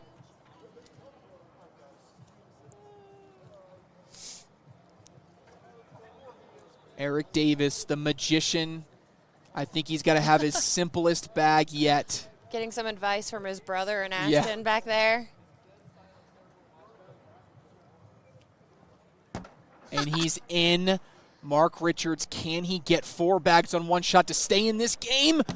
He cannot. That is going to be a 9-point round, and Eric Davis is going to win this. He has a 13-point lead going into the 10th and final round, and mathematically that is going to do it. Ladies and gentlemen, the Magician has booked a ticket to his 2nd straight Shootout singles broadcast. He will be back in Las Vegas to continue this dominant start to the 2024 season. And you know what, Allison? I'm not afraid to say it. I know Jeremiah Ellis is the #1 player in the world right now, but I'll tell you what, when you add in what he's already done in doubles, Eric Davis should be the leading candidate for MVP right now based on what he has done. He has been nothing short of magical. I agree. 100% I agree. Well, that is going to do it. Eric Davis. He's like, I don't know how to work this tablet. He's like, I don't need to worry about the tablet anymore. I just won. Eric Davis is your champion. Eric Davis, Braden Wilson, and Alex Rawls are your 3 bracket champions. If you want to see who that 4th and final bracket winner will be between Jeremiah Ellis and Gavin Cano, then you need to get to ESPN Plus right now. Wow, wow, wow. Allison, it has been an absolute pleasure. I have enjoyed being in the booth with you this afternoon. We kept so cornhole, like the whole talk was cornhole. Yeah, we really didn't get off too much on tangent. I'm proud of us. That's like day 3 stuff, right? When we get to day 3, we can start. Day 15 vibes. Yeah, day 15 vibes. For the lovely Allison Baldwin, this has been Trey Ryder saying so long and see you tomorrow live from Windsor, Colorado at the 2024 ACL Cornhole Mania.